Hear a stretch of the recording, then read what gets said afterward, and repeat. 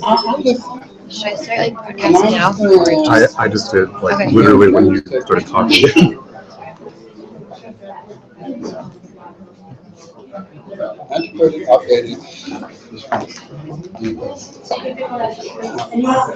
So when I challenge you, okay, let's tell me why. Sure, you can do better. You can do better. Tell me. I just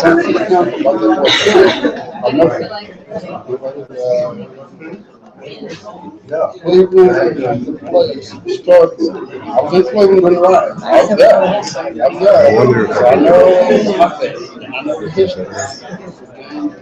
When you organize up there, you know, show. Know what you're dealing with. Know what you're dealing with. Know what you're dealing with. Cleveland is a hotbed. There's a lot of whatever. stuff. Long big I mean, it's live.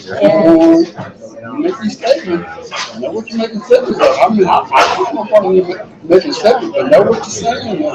Is there any way that you can try to make sure that like mine is? I think it is. Yeah, I'll go to the Facebook.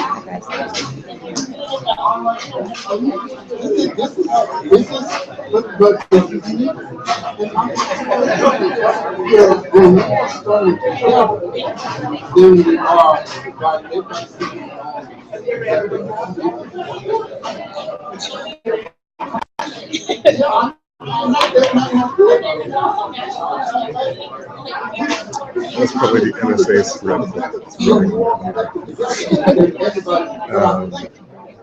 Yeah. I don't like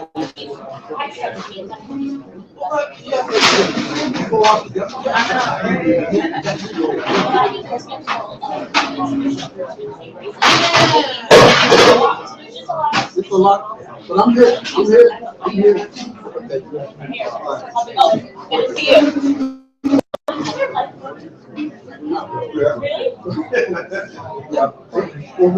to see you. I'm up there thinking, I think I'm gonna shut Some delay it a little bit, so we'll see it.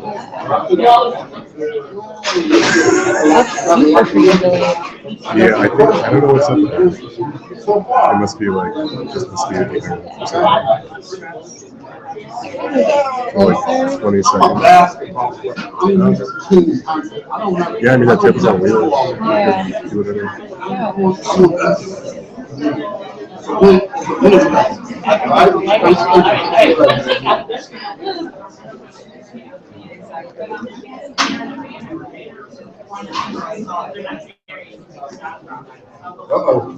I got the free press article in my truck. I should have bought it in. I can't know the article, but I should have bought it in. I should have bought the article. And the last one we had, I had all of it.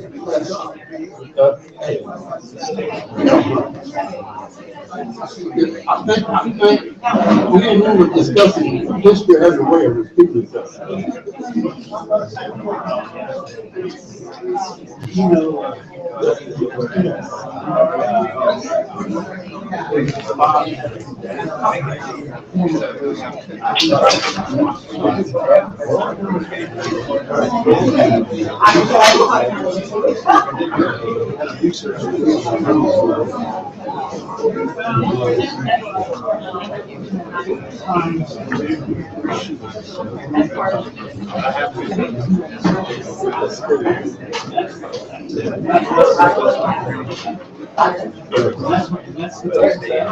Not number one.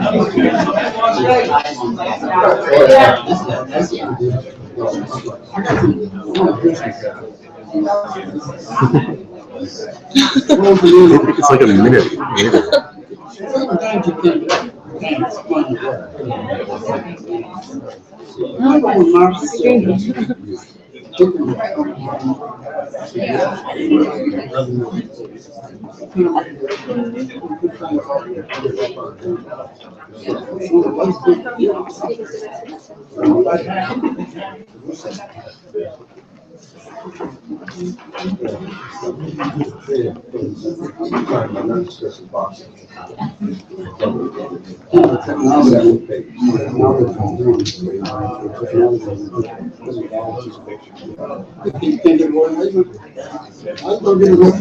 So yeah, I put them both one price.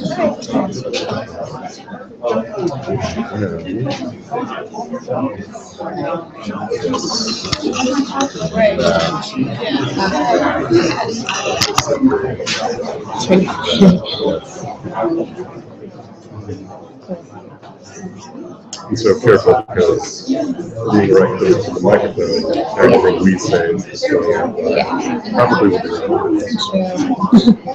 True. Keep my mouth shut.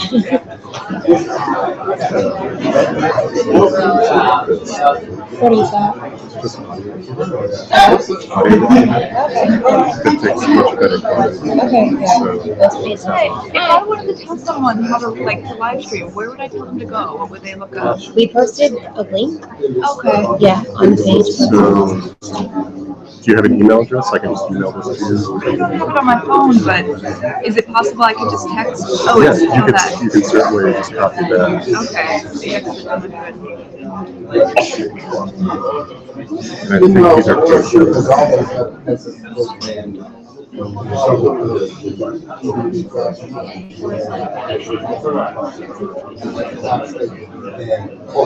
are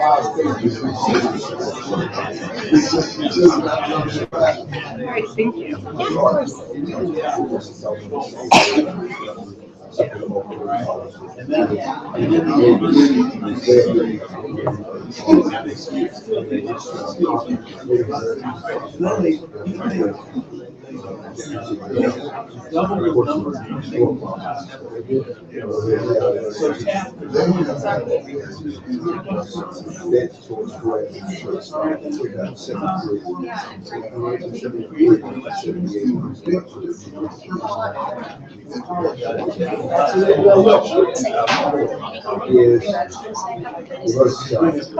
Because we have Dr. Information Dr. Austin also we speak about resistance organizing. Dr. Austin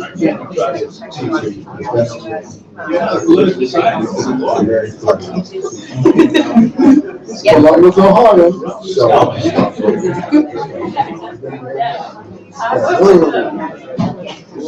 Do you want me to say this?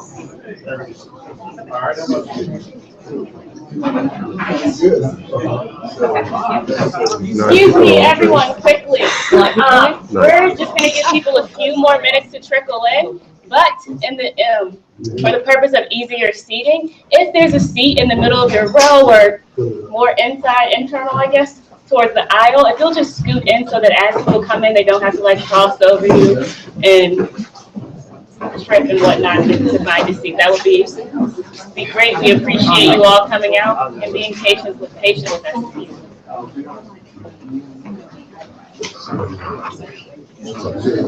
Oh yeah, I'm holding it, so it doesn't matter.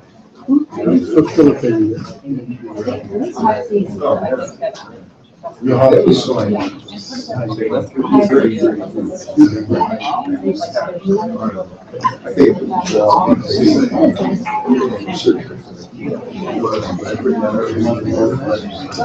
I just heard about it. I believe,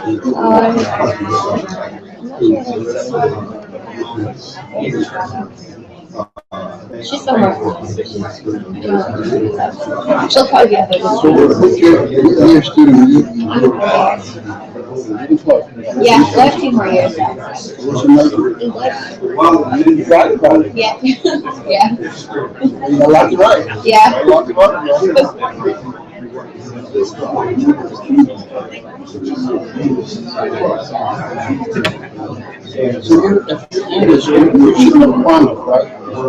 Not yet. I like just kind of switched to my English major. Recently, yeah, like last semester. Oh, really? Okay, yeah. Is he a good professor? Oh, really?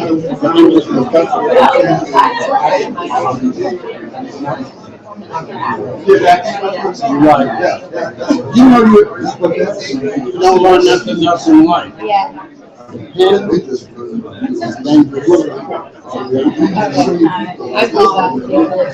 gotta be real. Yeah. And when you get that sin button, Yeah. Yeah, you can choose yourself with a gun. Yeah. because think about it. Oh, I will. You know, it's almost like the camera in the garment. Oh, yeah. You're trying to say it didn't happen, yo. That's the one. That's her. Is there like a link that we can put up there? Yeah. For people who are in the audience that know of someone who couldn't make it? Yeah. Yeah, I can like read it to you as you go.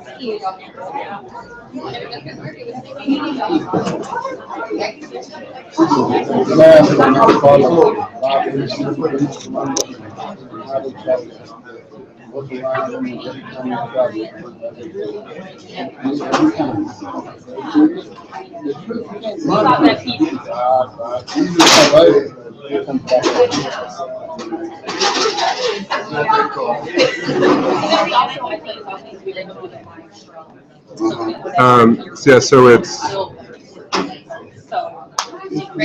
it's YouTube with a period between the U and the B.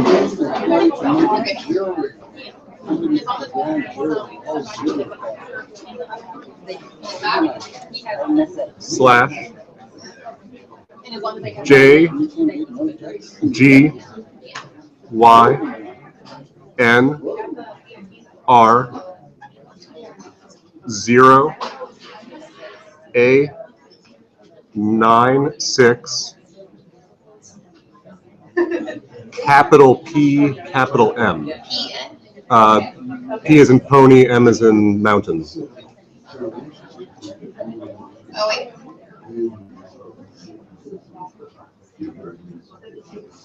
Perfect. Is that for this one? That's for this camera, and then yours is the same thing.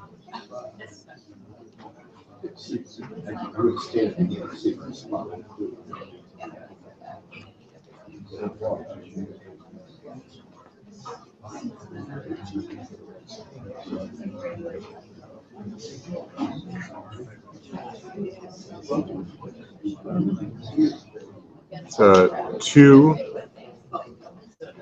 M0Z, capital Z, capital S, lower K, capital B, capital A, 2, capital Q, capital M. Like that? Mm-hmm.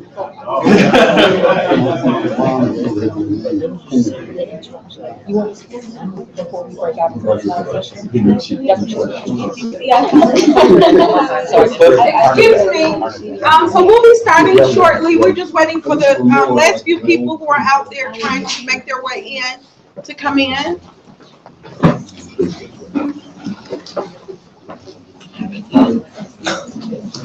Yeah, okay. So you got 3. Okay. 9 still. So I think I use a microphone.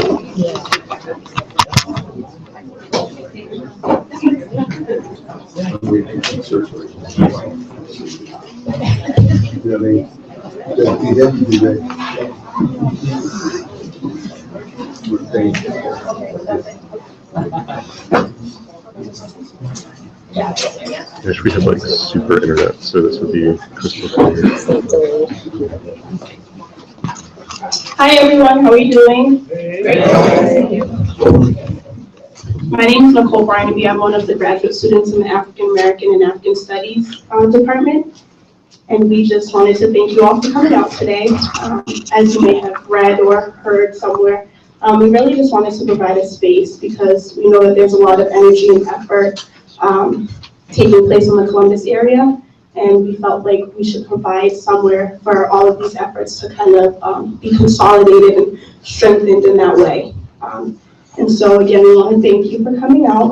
One thing that we do want to ask, because this will be very discussion-based and discussion-oriented, we do ask that everyone respect the opinions of everyone else that are here. And again, we really would like to come up with some tangible next steps, whether they be economic, political, more visible efforts like protests and rallies. But we do want to come away from this knowing that we've planned to do something that will really make a difference. Okay, and so now we have Dr. Newsom who will come up and say a few words. Thank you.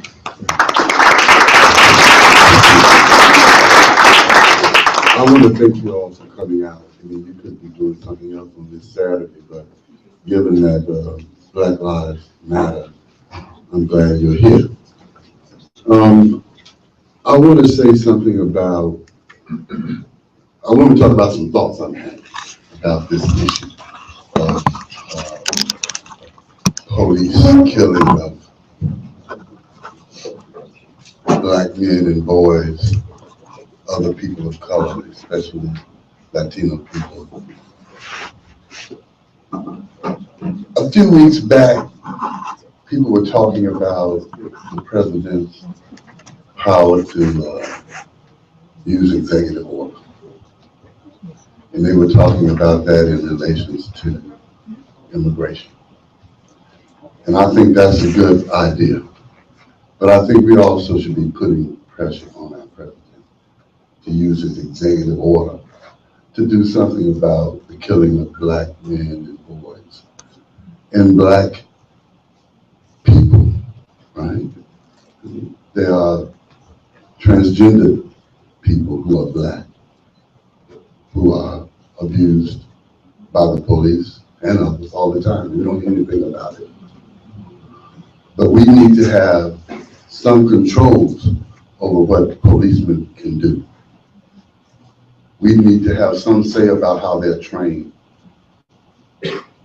about the implied bias that they bring to their encounters with people of color.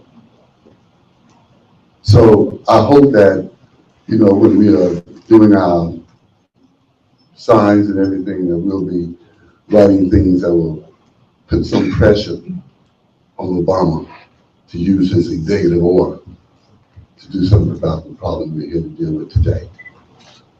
The other thing I want to talk about was something personal that I'm doing, and I want to, just say I'm doing it and hope others will join. We've been talking about boycott. People talk about the 11% drop in Black Friday. We don't know if it's because people decide to keep their money in their pocket because policemen are killing Black bodies. But we hope that had something to do with that 11% drop. But I want to encourage you to keep your money in your pockets. I also want to say that you can do that while also supporting Black businesses and small businesses. What I'm really asking you to do is a blackout on the chains. We don't have to give Target our money. We don't have to give Walmart our money. I mean, you might want to buy some food at Walmart. You got to eat. But you don't need to go there and try to buy an air gun for your son,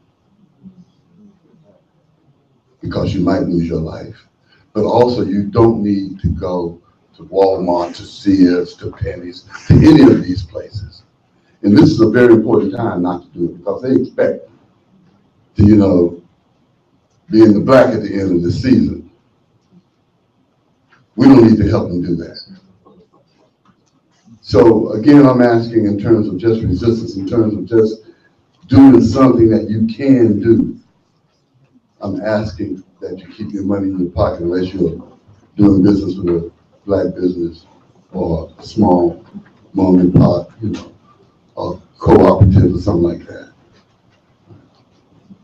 And I'm also asking you to do whatever you can with people that you collaborate with to get Obama to step up on this issue.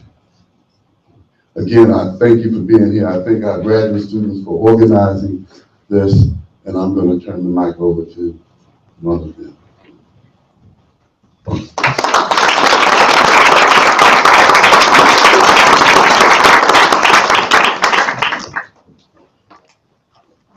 Okay, now we're going to have one of the professors in our department, Dr. Mpande, come up and speak with you all just briefly about activism.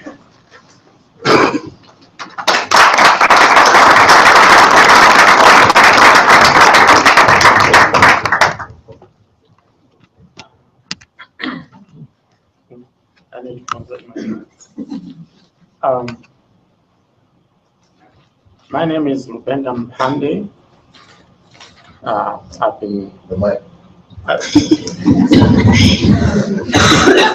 you can see how okay.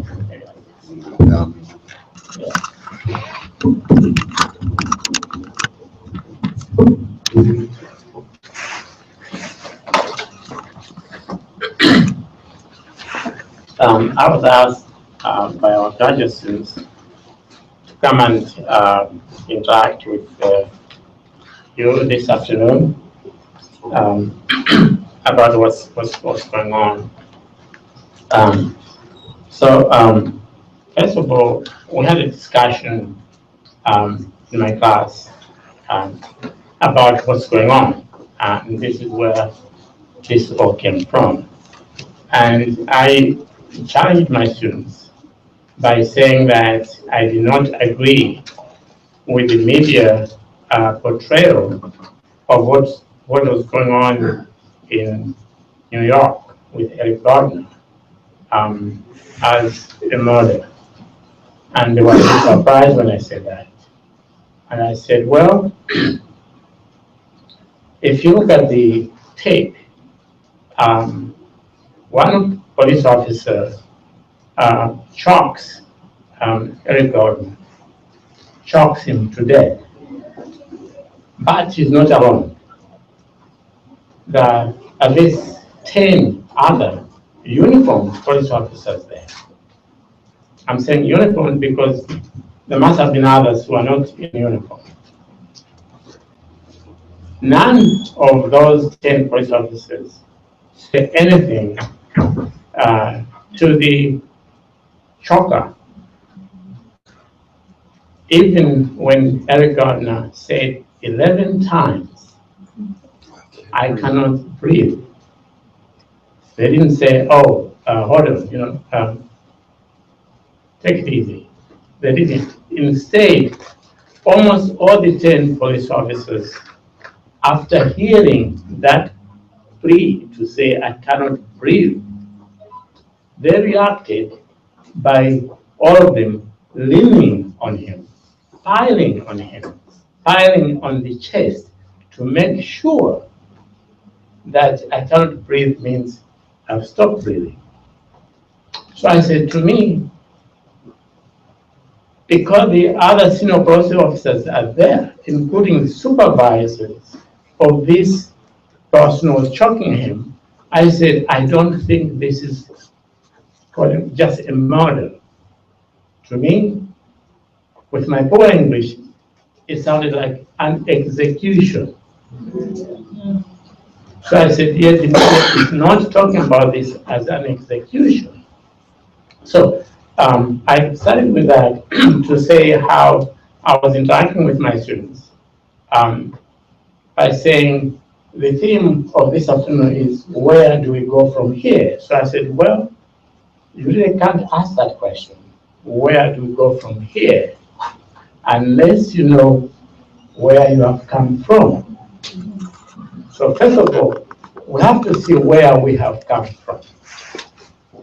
Not even in view of this lynching, this execution, Because during a lynching, everybody showed up with their Sunday clothes, okay, including the governor, prosecutor. They went to go and watch a lynching. Okay, it was supervised, just like what happened in New York. And I said this was supervised execution of Eric Gardner. So, where have we come from? We have come from slavery, we have come from colonization, and we have come from lynching. Lynching both here in America, but also lynching where we came from, in Africa. I used a picture in my class of the lynching in South Africa in 1883. So lynching was not just here. That is where we have come from. So the next question then is, what did our forefathers do? Okay, and we have to know what they did before we say, where do we go from here? So that we don't just go in circles. Okay. And what happened then was that they organized to stop the lynching. That is how the NAACP was formed, precisely for this type of things. But it was not just NAACP. The African National Congress, to which Nelson Mandela belonged, was started as a brainchild of the NAACP. It was started by John Dewey, who came to Ohio, to Oberlin College, went back. He had witnessed what the professors were doing in 1909, that is the founding of the NAACP, went back to South Africa and founded the African National Congress. Because what was happening in South Africa was exactly what was happening here. So organizing is a very, very important thing. So the NAACP is associated with W.B. Du Bois.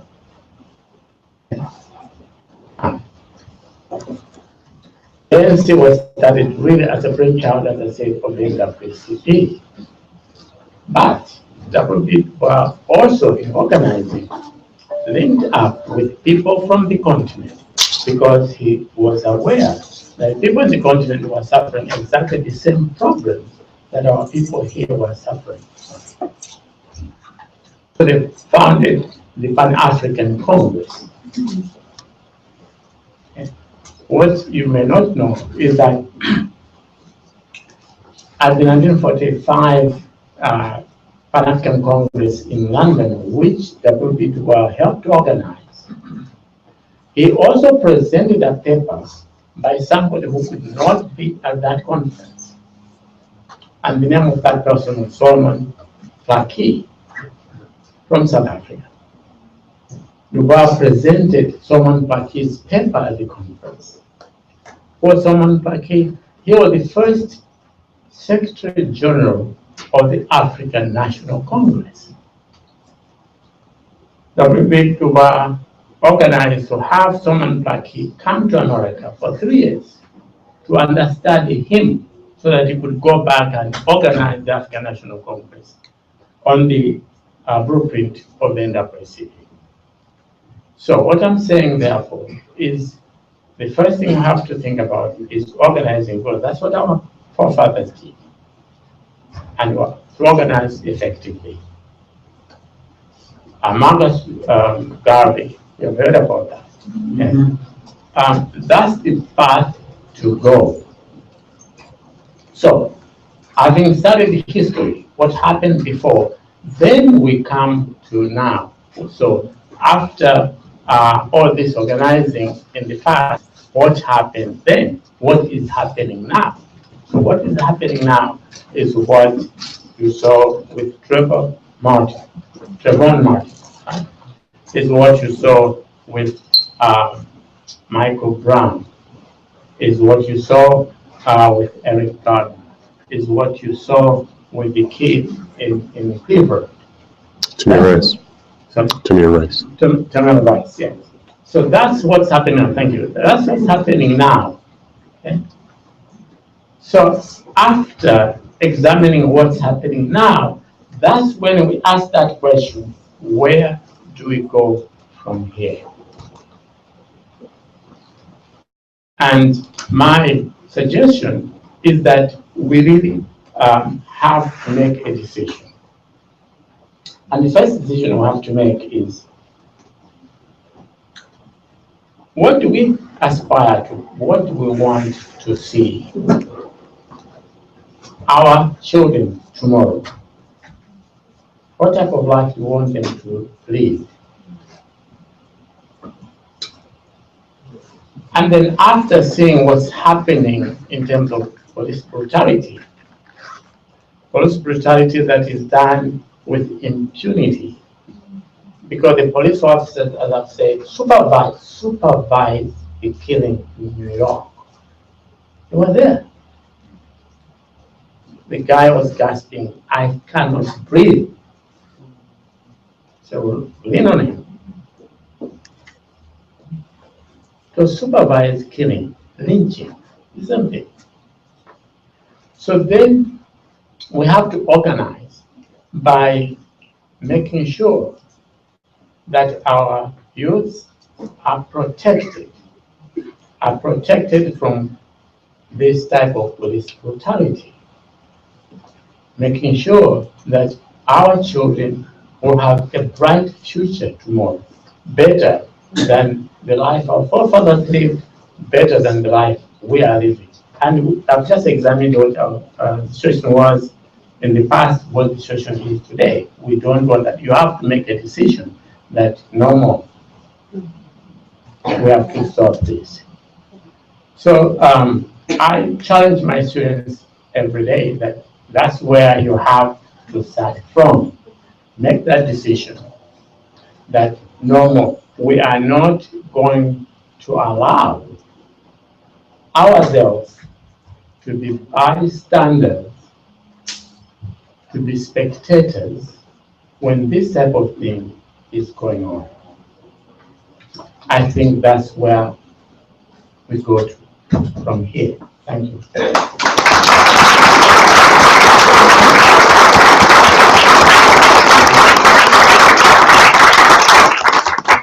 Hi, I'm Hannah. I'm also a graduate student in the Department of African American and African Studies. I'm going to introduce another speaker for you guys, and then promise we'll feed you, and we can break out into groups and really get going. So without further ado, Dr. Curtis Austin, who's also a professor in our department, and his research is in the civil rights era, as well as the Black Panther Party. So very relevant to things we're talking about today, right? So welcome, Dr. Austin.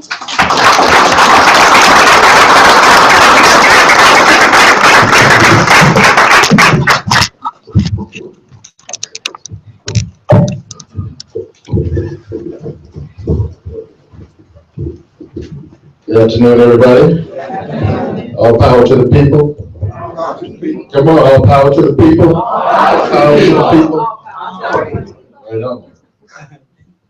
So as Heather said, I do teach in African American and African Studies here at Ohio State University.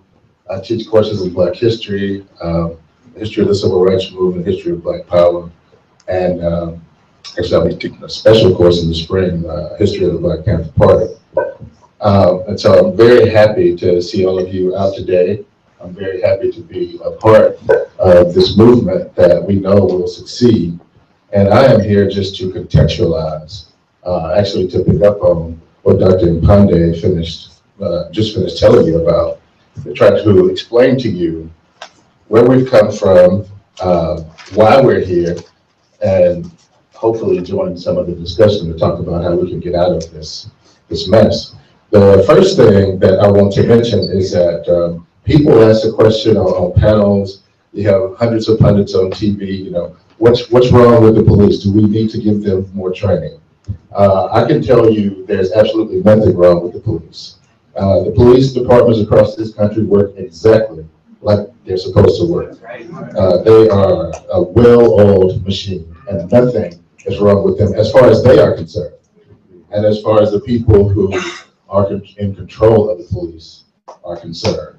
Right on, they're not broken, but we're gonna break them. We're gonna keep them from doing that.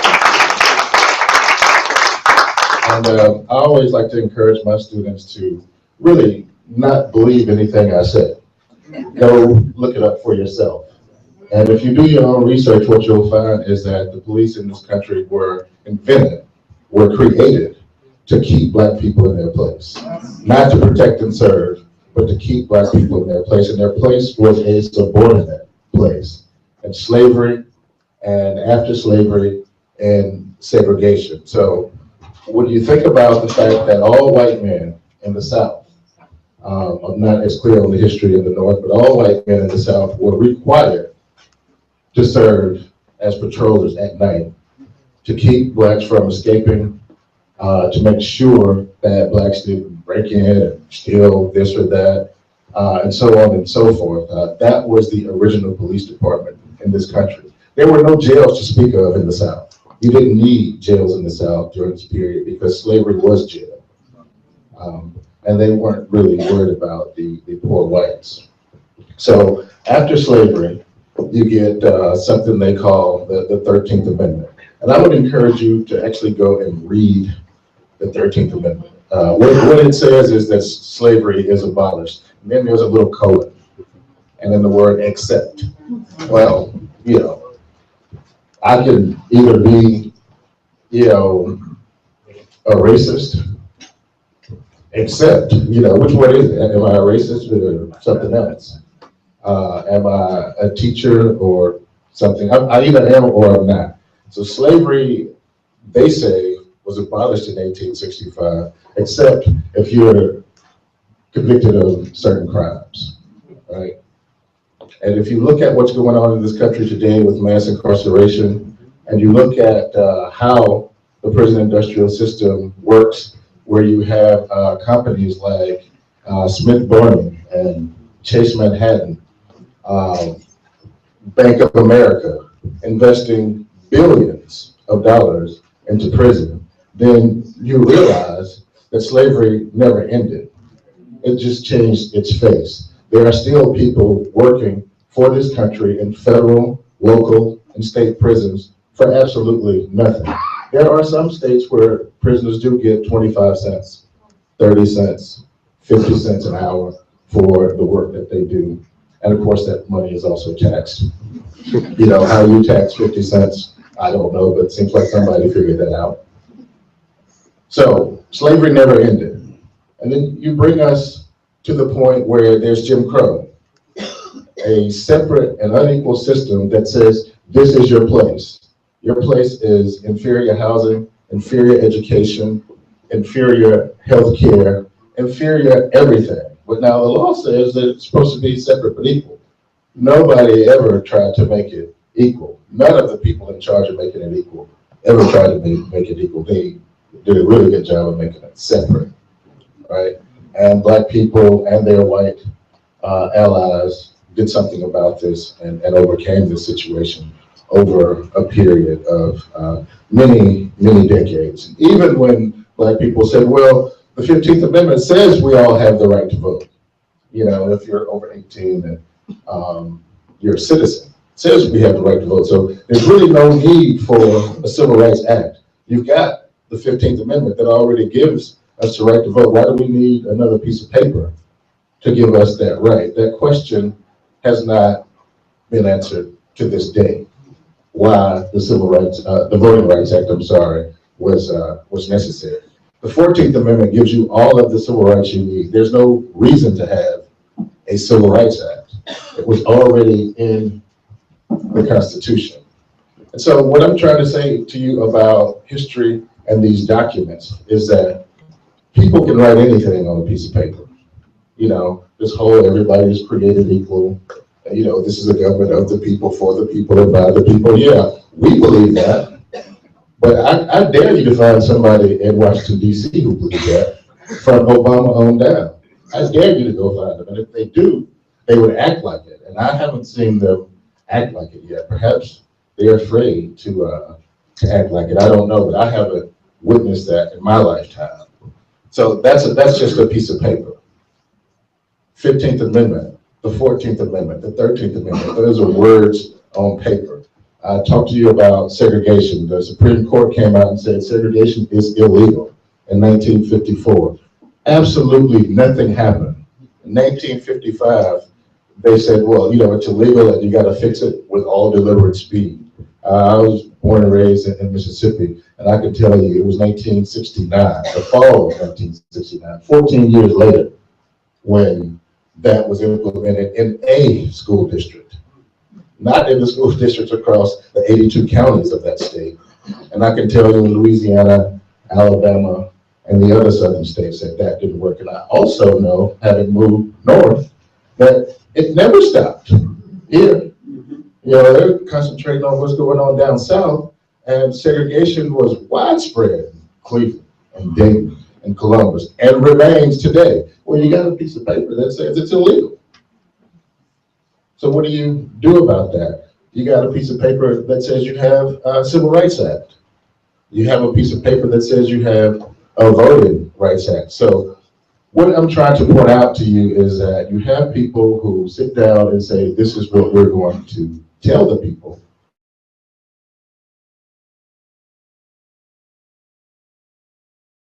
They want to make it possible for those rights to be exercised. And so I'm here today to tell you that no matter what these task forces come up with, no matter what somebody tells you the new training is, you are never going to get the justice you deserve unless you create that justice for yourself.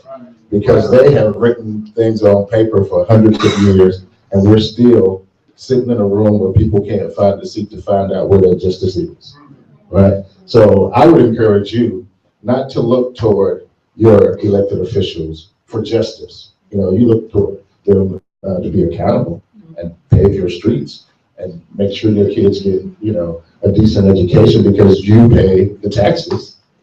But you're not going to find justice in places like that.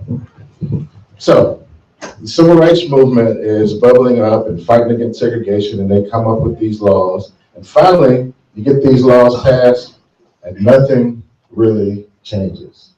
You still have economic inequality. You still have widespread police brutality and murder of Black people. You still have a housing situation in every corner of the United States where there is a significant number of Black people. You can go to Jackson, Mississippi. You can go to Seattle, Washington. You can go to Dayton, Ohio. You can go to Baltimore, Maryland. You can go to Bangor, Maine.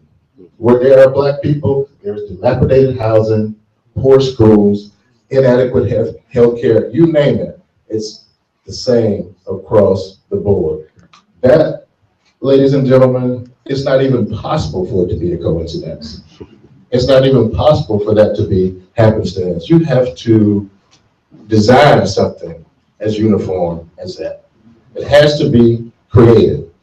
So my encouragement to you is to turn the focus from what they can do to what you can do, to what you can do personally.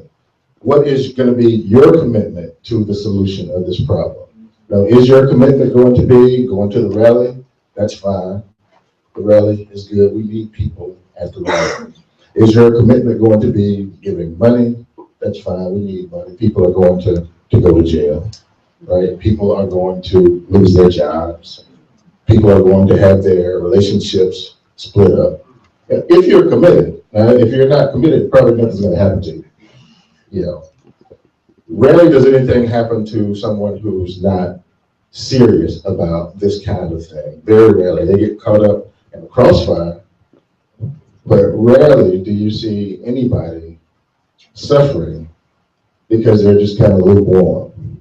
So you have to think about the fact that you're in this room, there are microphones, cameras everywhere, and this government, since 2001, after Patriot Act 1, Patriot Act 2 were signed, after Homeland Security was created, this government set up an apparatus to keep tabs on you and on me. I mean, people kind of blow off Michael Snowden, and I know my time is ending. I'll take a couple more minutes. But you know, if you try to research and find out what he was saying, he was telling you that you don't have any privacy. You know, and it didn't just start last year or year before last. You know, it's been going on for a long time. So if you're with Sprint or T-Mobile or AT&T, you know, you're paying these, and I'm paying them too, these high prices, all of your conversations are being listened to, right? All of your email is being monitored. And some of you, us, I might say, are being followed. So you have to ask yourself, am I ready to go beyond these halting steps of protesting, of discussing, of what have you? Because Dr. Mbande told you, they're telling you how they feel about the situation. You know, they told you when they killed Mike Brown how they feel about the situation. They told you when they killed Eric Garner how they feel about the situation. Now, all of us know somebody can tell you something and mean something else, but action is supreme. When somebody does something, you got a boyfriend who cheats on you, you take him back, 9.5 times out of 10, he's gonna cheat on you again. That's just how it is. It's not black or white or male or female, it's human. If you do it one time, you might just do it again. So, what do I mean by that in the context of what we're talking about? We know the names of Tamir Rice. We know Trayvon Martin, his name. We know Michael Brown. Trayvon Martin, Tamir Rice, Eric Garner. We know those names.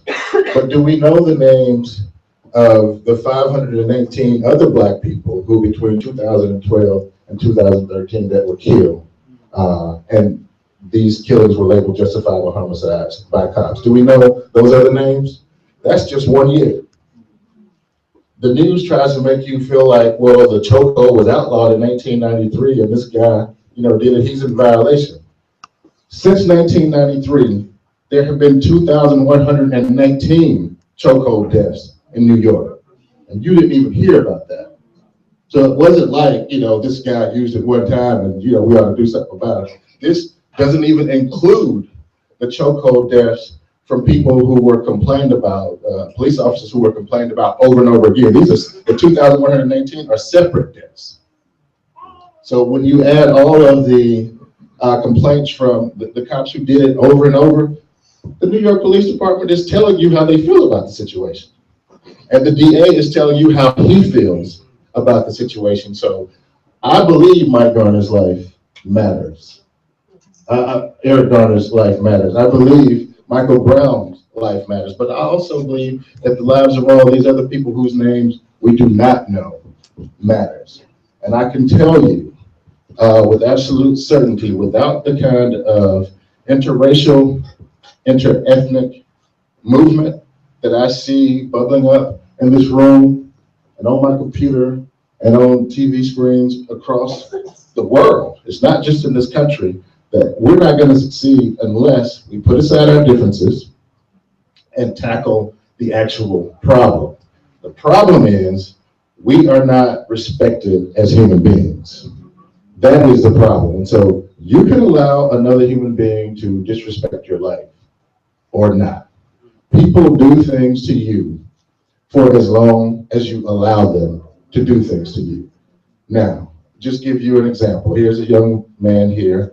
I might not like his jacket, right? If I come over there and start slapping him because I don't like his jacket, he has a choice to let me keep slapping him, to slap me back, to get me off of him, to get under a chair and get away from me, to take off. He has a lot of choices. And he's telling me now, most of y'all can't see that he's gonna keep his chair and keep me off. That's, you know, he's not having it, is what I'm saying. And this is who I want in my corner. I want somebody who's not having it. You can't say, because this is what they all keep telling us, and I'm not encouraging any kind of violence, but every time we see something on TV, don't they say, well, they're nonviolent protesters, right? Are they nonviolent? You know, what's happening with these outside agitators. What is an outside agitator? We're human beings. I care about what goes on in St. Louis. I care about what goes on in New York City. So I'll wrap up what I'm saying with just a little bit of a story. In 1966, the Black Panther Party was founded in Oakland, California, and it was founded for the same reason we're all in this room now. Because the month, October 66, the month before that, from September to October, 7 Black kids were killed in the Bay Area from Santa Cruz, of all places, San Jose, of all places, San Francisco, of all places. 7 deaths in 1 month, every single one of them a Black child, teenager, every single one of them unarmed, 4 of them shot in the back. 4, all justifiable homicides. So you had an organization who rose up and said, we're not going to take this anymore. They began to patrol the police because it was legal to have a gun. Now, I have researched the laws of Ohio, and unlike most other states, you can actually buy as many guns and as many bullets as you want in this state. I was shocked to learn that. In Mississippi, like 10. If you buy semi-automatic weapons, you can only have 10. In Ohio, you can buy 1 million semi-automatic weapons if you can afford it. In Mississippi, you can buy up to 10,000 bullets. Why you would need 10,000 bullets, I don't know. But in Ohio, you can buy 10 million. It's the law. And you best believe that the people who are going to be watching this broadcast, who are going to be checking us out and saying, oh, did he say something wrong, are going to be looking for an opportunity to say, you know, there's something wrong with what this person is saying. But it is Ohio law. And if it's wrong, then they're wrong. I wasn't even living here when they made the law, you know, but I do intend to obey the law and abide by it and benefit from it. I do intend to do that. And I hope that you intend to go beyond where you are now and figure out what your place is in this movement so that we can all have a conversation about what it's like to be peaceful and kind and respectful to each other, rather than what it's like to be violent like they have been with us, unkind like they have been with us, and disrespectful like they have been with us. And so I would encourage you not to take it anymore, just like my colleague, because I don't intend to take it anymore. Thank you for your attention.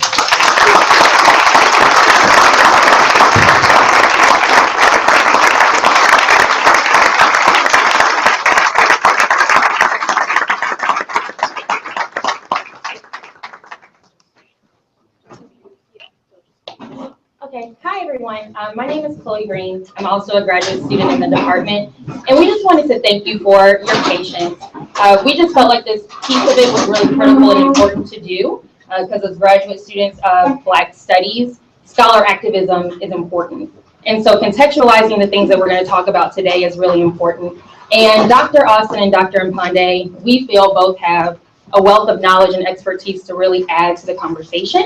And I will say that Dr. Mpande was hesitant to talk, but I strong-armed him because he really does have a lot to offer. And he told me the other day, he said, Chloe, you know, I want everybody to walk away from it though, understanding that these movements are successful because they stem from the people in this room, people like us. But I reiterated to him, and I know that he understands this, that yes, it does come from the youth and it stems from the youth, but working along with our elders is so important. And recognizing their contribution and respecting that is important. And I've had several conversations with him where he just sits down showing me pictures of him and Stokely just chilling. And, you know, him and Nelson, and he just has so much to offer. And I wouldn't be able to do the work that I do without that knowledge. So I would encourage all of us to seek out our elders and to get that knowledge. So that's all I had to say. And now we're gonna break out into groups, I believe. So Nicole, go ahead. All right, so now, like we said, this is going to be the discussion portion because we feel like that's also very important. And so we're gonna have people directing you out there, but if we could, we're gonna have a group in the back room, the conference room here, and a group in the library. And so, and then everyone else will stay here, but we'll also break out into a few different groups so we can speak. So I'll just pull getting people, 10 to 12 people who've been standing. If you wanted to come this week, we're going to go to the night. 30 and 30 seconds. All about food. And we'll also be bringing in the pizza and the drinks for you guys while you're in there.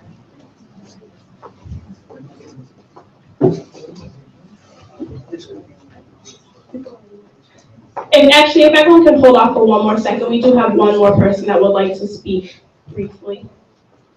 You can take some more people out this way. Wait, get up. Thanks very much to the graduate students and the professors. My name's Cliff Arnebeck, and I work with Bob Fitrakis. We're both attorneys. We've been working for the National Association for the Advancement of Colored People at the national level and Jesse Jackson Rainbow Push Coalition since 2004. And you might ask, well, why would two Columbus attorneys be working for these national organizations? It's because we are at the epicenter. Columbus, Ohio is at the epicenter of the attack on voting rights in this country. And we began our representation in the 2004 election, which was stolen. And we are the epicenter of the attack on voting rights. And this attack on voting rights is related to the attack on young black males for assassination, for imprisonment, for the destruction of the black community in the inner city. And after our work in the election area, next thing you know, I have represented a young man who was shot in the side of the head by a police officer, unarmed, for riding a bicycle while black in the inner city. I've been counseling with a young man who was shot 7 times by a police officer for sitting on a bench while black in the inner city. For a young man on Martin Luther King Day, 2012, shot in the back twice by a police officer for walking down the street while black in the inner city. We have a problem here. Bob Fitrakis had a police officer who was taking his class at Columbus State, and he had to do a study. So he had him study the police shootings. And guess what he found? Here, Columbus, Ohio, we have 8 times the rate of police shootings of young black males than New York City. 8 times per capita. So I said, Bob, that must mean that we're number 1. Columbus, Ohio, number 1 in police shootings of young black males. So he studied this young police officer studied the whole country. And turns out, no, we're not number 1. We're number 2. Las Vegas, Nevada has more shootings of young black males than Columbus, Ohio. And it's in an article in the Free Press. You can look at it online. Now, I said that these things, this phenomenon of the shooting of young black males in the inner city and the stealing of elections are related. And the way they're related is this. After Karl Rove architected the theft of the 2000 election, there are 2 things that he did. One of his 2 things in his multiple faceted policy position in the White House. One was to get HAVA passed, Help America Vote Act, to create electronic voting machines that could hack elections for the next decade, which they've done. The second thing, one of the first things he did was create a thing called Safe Neighborhoods, Project Safe Neighborhoods. And this is what created $1 billion of funds to create incentives for police and prosecutors to shoot and kill young black males in the inner city. And you can look it up on the internet, and that's what's happened. And we are at the epicenter of the shooting of young black males in the inner city. The NAACP worked with the city police, the mayor's office, to create oversight, citizen oversight of these shootings. And we couldn't get them to do it. And that's what needs to be done. They will not investigate, because one of the gentlemen said they're doing what they're trained to do. And we have to have citizen oversight, which says that was unnecessary use of force and is wrong and it needs to be stopped. Thank you.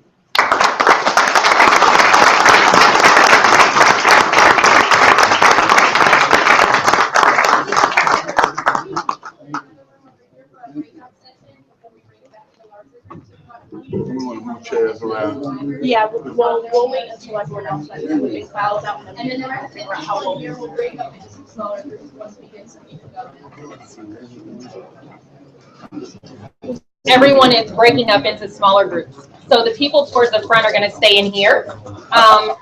About 30 more people are going to go into our conference room right over here, and there'll be people outside directing you. Nicole, are people going into the library? And another group going into the library. So if I could have about 3 middle rows stand and make your way to the library, that would be lovely. Thank you kindly. Sure, I think earlier they were saying there might be as many.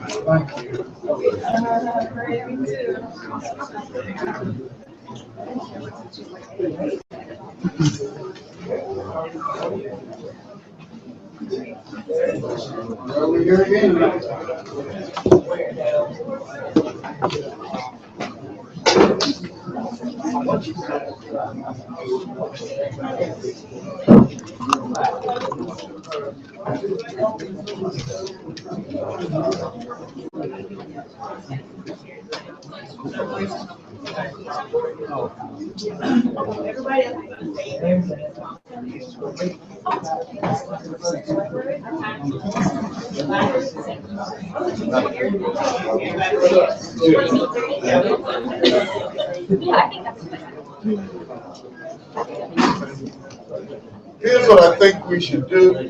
Each row becomes a circle. So we're going to have to do some moving around the chairs. So this becomes a discussion circle. You got it. You are a discussion circle. So we're going to start moving chairs around. Well,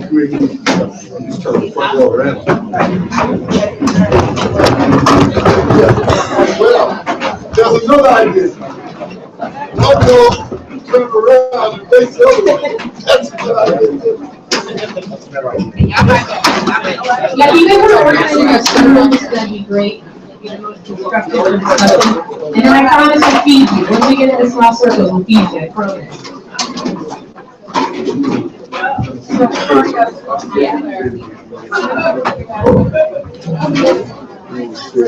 Bring him in. Bring him in.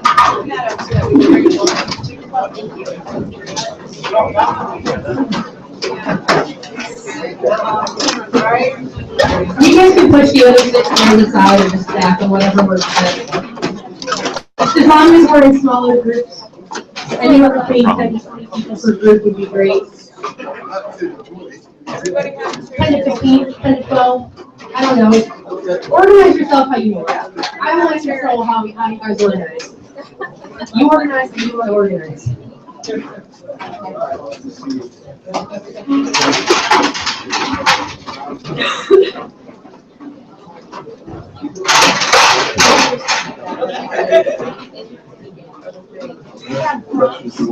Yeah, we'll have facilitators going into each group with questions and stuff. So we'll be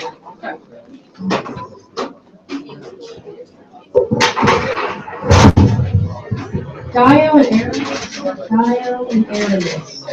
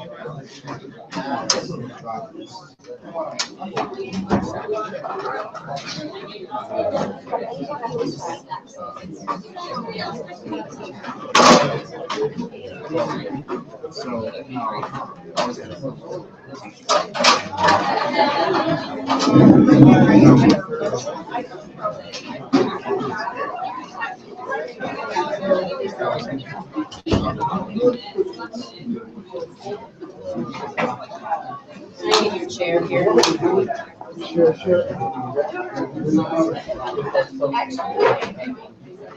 You guys don't mind, I'm gonna have you out of your group if you can help facilitate. He has the list of questions, but you guys have to lead it out. Yeah, I'm gonna pass it out, yeah.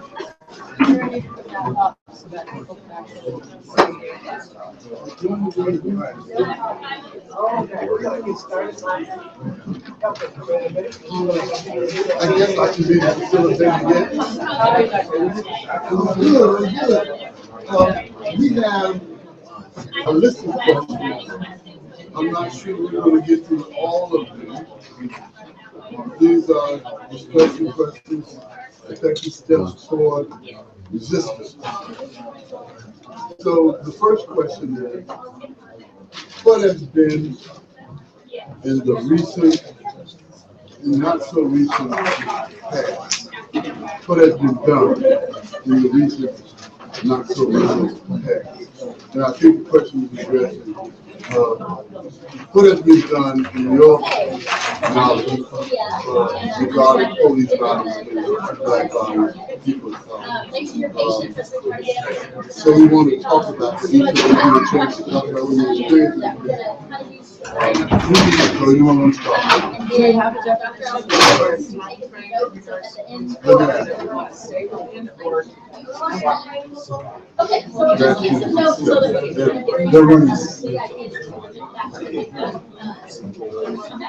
How much time do we have?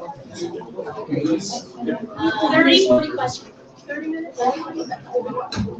30 to 45. So what time are we talking, what time frame are you talking about? In the recent? Yeah. What has it been? What has been done in the recent and not so recent past in regard to police violence against black people. So I think each of us should have a chance to talk about what our experience has been or what we know. So we're talking about those of us that may have experienced levels of police brutality and harassment, or are we talking about those that have been organized? Yes, we're talking about organizing. We're talking about organizing. Yes. No, it's. We need to facilitate. Jasmine Martin's not coming. In the recent and not so recent past, Does anybody want to know? in terms of evidence, Yeah. to address police violence. Okay. Does anybody know? In the, Kevin, please, let me talk about just why the question is. I think it's important for each of us to have a sense of what we already know. Right? Some of us might not be as informed as others. What has been done in So I think it's good to know what actions have been taken. And people in the circle may have been a part of something that they need to make us aware of. And I think when we get through, in terms of this question, we'll have a list of actions.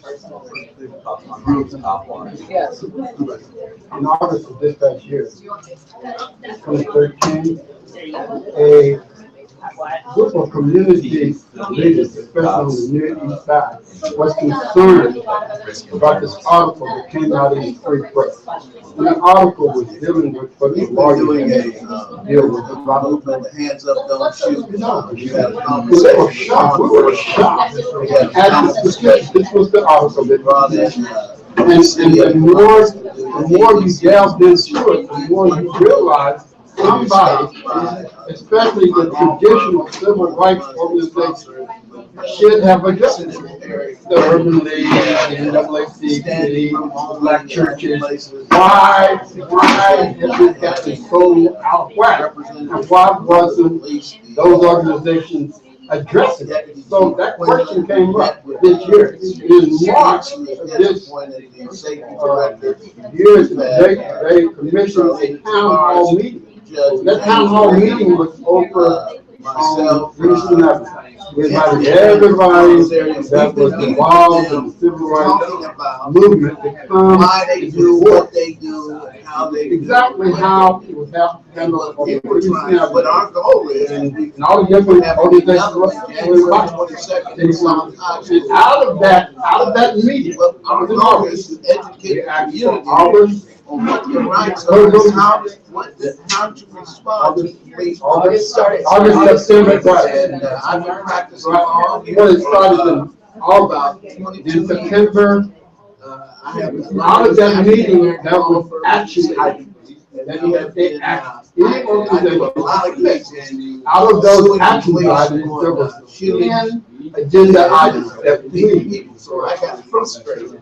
November the 1st, actually submitted. So what we're trying to do first, we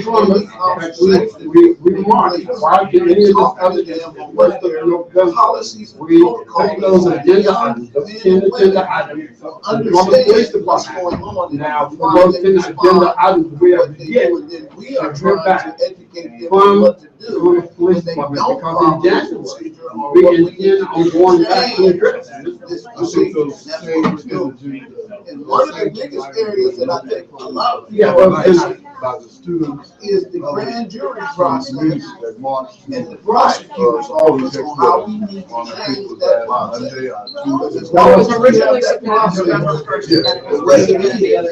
We will never get Are you suggesting we make equality or Well, fair here's where we are. cases that we have. They will never get. City police department get to respond. It's necessary In fact, to be. we have actually Why is it necessary for it to be closed and not open? safety committee. Second problem I have with the grand jury process. Well, maybe I you did know, what response, the we have to get a prosecutor did. response from all It's the police an department inherent and our city council. conflict of But interest what we plan on doing is of go what back the to jail. prosecutors do. They use the police every day Safety in check the prosecution of cases. If I try to prosecute or pursue a person that I used to represent, it would be a conflict of interest. So why do we allow them to continue to present cases against the police with people that they work with every day? Third thing you have to look at, the prosecutor's office has immunity from any liability and autonomy on what to prosecute, how they prosecute. If they do something wrong, you can't sue them the way if they present the case wrong. Just real They're brief. immune from any liability. May not feel like it's relevant now, but it was back in the early 1990s. Early 1990s, And even you don't know 90s, how they there was a prosecute citizens because it's organization behind called closed very doors. active in the How will we ever get fair? that was very active in the city of Columbus. And How during will that we ever period get of fair? time, we were doing some of the I have a similar things big that you're problem seeing with. now that are coming out. You're talking about why is the problem We on were these last few actively cases filming around here where police they get activity indicted? within our Look at the neighborhood. grand jury We process. utilized that Who's presenting the case? information that we And how they're gathered presenting over it, almost a what 2-year our period rights of in time there. and worked We with have the been law firm limited. at the time, which was McNamara and McNamara. You have to go to the legislature. Submitted And this people that are, to you have to change the Civil law. Rights Commission It and the doesn't need to FBI, be a which closed actually, in process. fact, Why? led to What the is the FBI basis? investigation and We go and change the law, Justice focusing on the grand jury investigating the process. Columbus Police We'll never Department. get a At fair that shot if we time, don't do that. about late 90s, How there will was we, how will significant you get it? turnover You tell me. in higher officers, including our chief of police at the time, who was That's what we're a doing. black man, who were fired We've had and were dismissed from the tremendous police response. department because they found that Grassroots. violations were true. I love to And see during the a young 6-month period, people out here they were doing what they're doing, but overseen we've by had tremendous, Bureau of over Investigation 200 now. people at The each reality one of our is that, events. trust in. And we have one, I'm telling Okay, you, that was a this really, really January good show, but I think that 20th, it's Second, because we're still right South to High our yards, School, very we're well trying to overseen, but I think it's negotiate really a important live that we remote know that we broadcast did move into with something, and I think Radio that One, we and we have a went wrong television station, was which I that we can't thought mention now, trying we to, had done it. put it on And air, so we can So have stop. mass It is a appeal. consistent with thing, that. in particular. But we have to get some my age group, I'm understanding gonna and say, right? education on the steps You to know, take 35 to to go 50. after these Those of us problems who have that been we have. actively involved in, so we find that we make these accomplishments and these goals, and then we go, oh, everything's fine. Good, everybody's good. There is nothing new under the sun. I This think is not a new the two of us event. kind of go together. Is that, you know, the action has to be. That we use. It has to be. It has to continue. It has to continue. We have to continue. And I don't know if we should wait like from November to January. A black man Right. was killed That- instead of You know, what I'm noticing a white is officer killed a black man. people are engaging in There's actions a concept that are called planned the like overnight. invisible You know, that's what majority. we've been seeing. You know, behind Ferguson and behind what's happening. The idea is behind that what you don't have to Hurricane, mention the in majority. New York. People assume We are seeing people that organized within you days. assume you're talking So I about a think white that, man, you but by know, not that letter, mentioning those the demands, those majority, things has to you're be taken to the kind of police giving them a department. pass. And every time we don't mention who the perpetrator is, And what's it's happening. interesting, the citizen review board, that's been that for going all the way back to 1970. Yeah, I remember A that. white person's Man, you. as a white society, we have a problem of persecuting people of color. And so instead of it being a white classes system and a problem that we have, how we run, it becomes a black problem. And We it's should a do more. problem. But I A lot thought of we that were gonna is say the is, language that is in used. doing more, I think we have to make our It's just leaders swept under the accountable. rug. In other And so much words, of it it's not has simply we become have to keep taking a more on demands active to the police. part of the conversation. And We have to take those steps up demands to the so that Congresswoman people Daly, see take what those fault lies. demands. But the reason I said the people, because once again, we're deflecting responsibility. They're there to make sure things are accountable, but we have to stand up and say, we want them to be accountable. Because they listen to numbers, so we have the numbers. It wasn't just the numbers, no, organization, the numbers of people. He didn't pull the trigger and push Out. out. On that person be accountable. You, one organization say to be accountable, they would say, yes, so the media is all organizations in Ohio today, you need to be accountable. Some of them There's no way out, let's, Mike Brown called no angel. One of the things I heard earlier was When the other people grassroots have that organized marching this is were hoping done that many different times. groups that have been active around. Or written about it more would show up anyway, here and we and could then written out have some in a collaboration. way That's kind of what you're talking about. Yeah, represent the You entire wanna- livelihood, If we're talking but about with black police, and brown people, Yes. it's kind I'd of like to report implied, something that began an implied. the very early 1970s. And And continue, there's been a continued interaction with the party. I was gonna say that, so you brought up targeting the media. Police officers for equal This rights. is one of the first questions. Let's do James that. Moss. Okay, right. But the only This was a group concerted of African American effort to on the police affect the media. Okay, and they, you know, they have rank, and what they have is what they saw and what they observed. And they organized, Exceedingly. they organized, as I say, for equal rights for everyone. And so. And everybody can help themselves. Get up and grab what you want.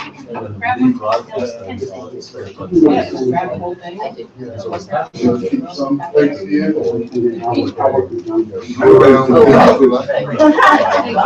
Sorry for interrupting. I'm around there, yeah. If you haven't been in college for a long time, then you do this.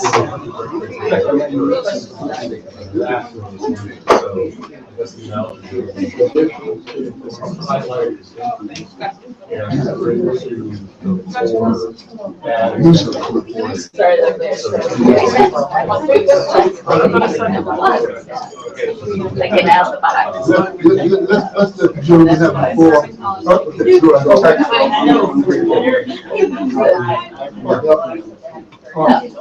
I'm reporting about this. Equal rights. Yes. I'm reporting about police officers for Twitter, They had an impact really been at the time simply by organizing, getting out this. simply by saying that, gathering as black officers. And I want to make a point about that. That as we go forward, you can predict, you should predict that African Americans are going to come together as such and organize. And then there are going to be other people with us.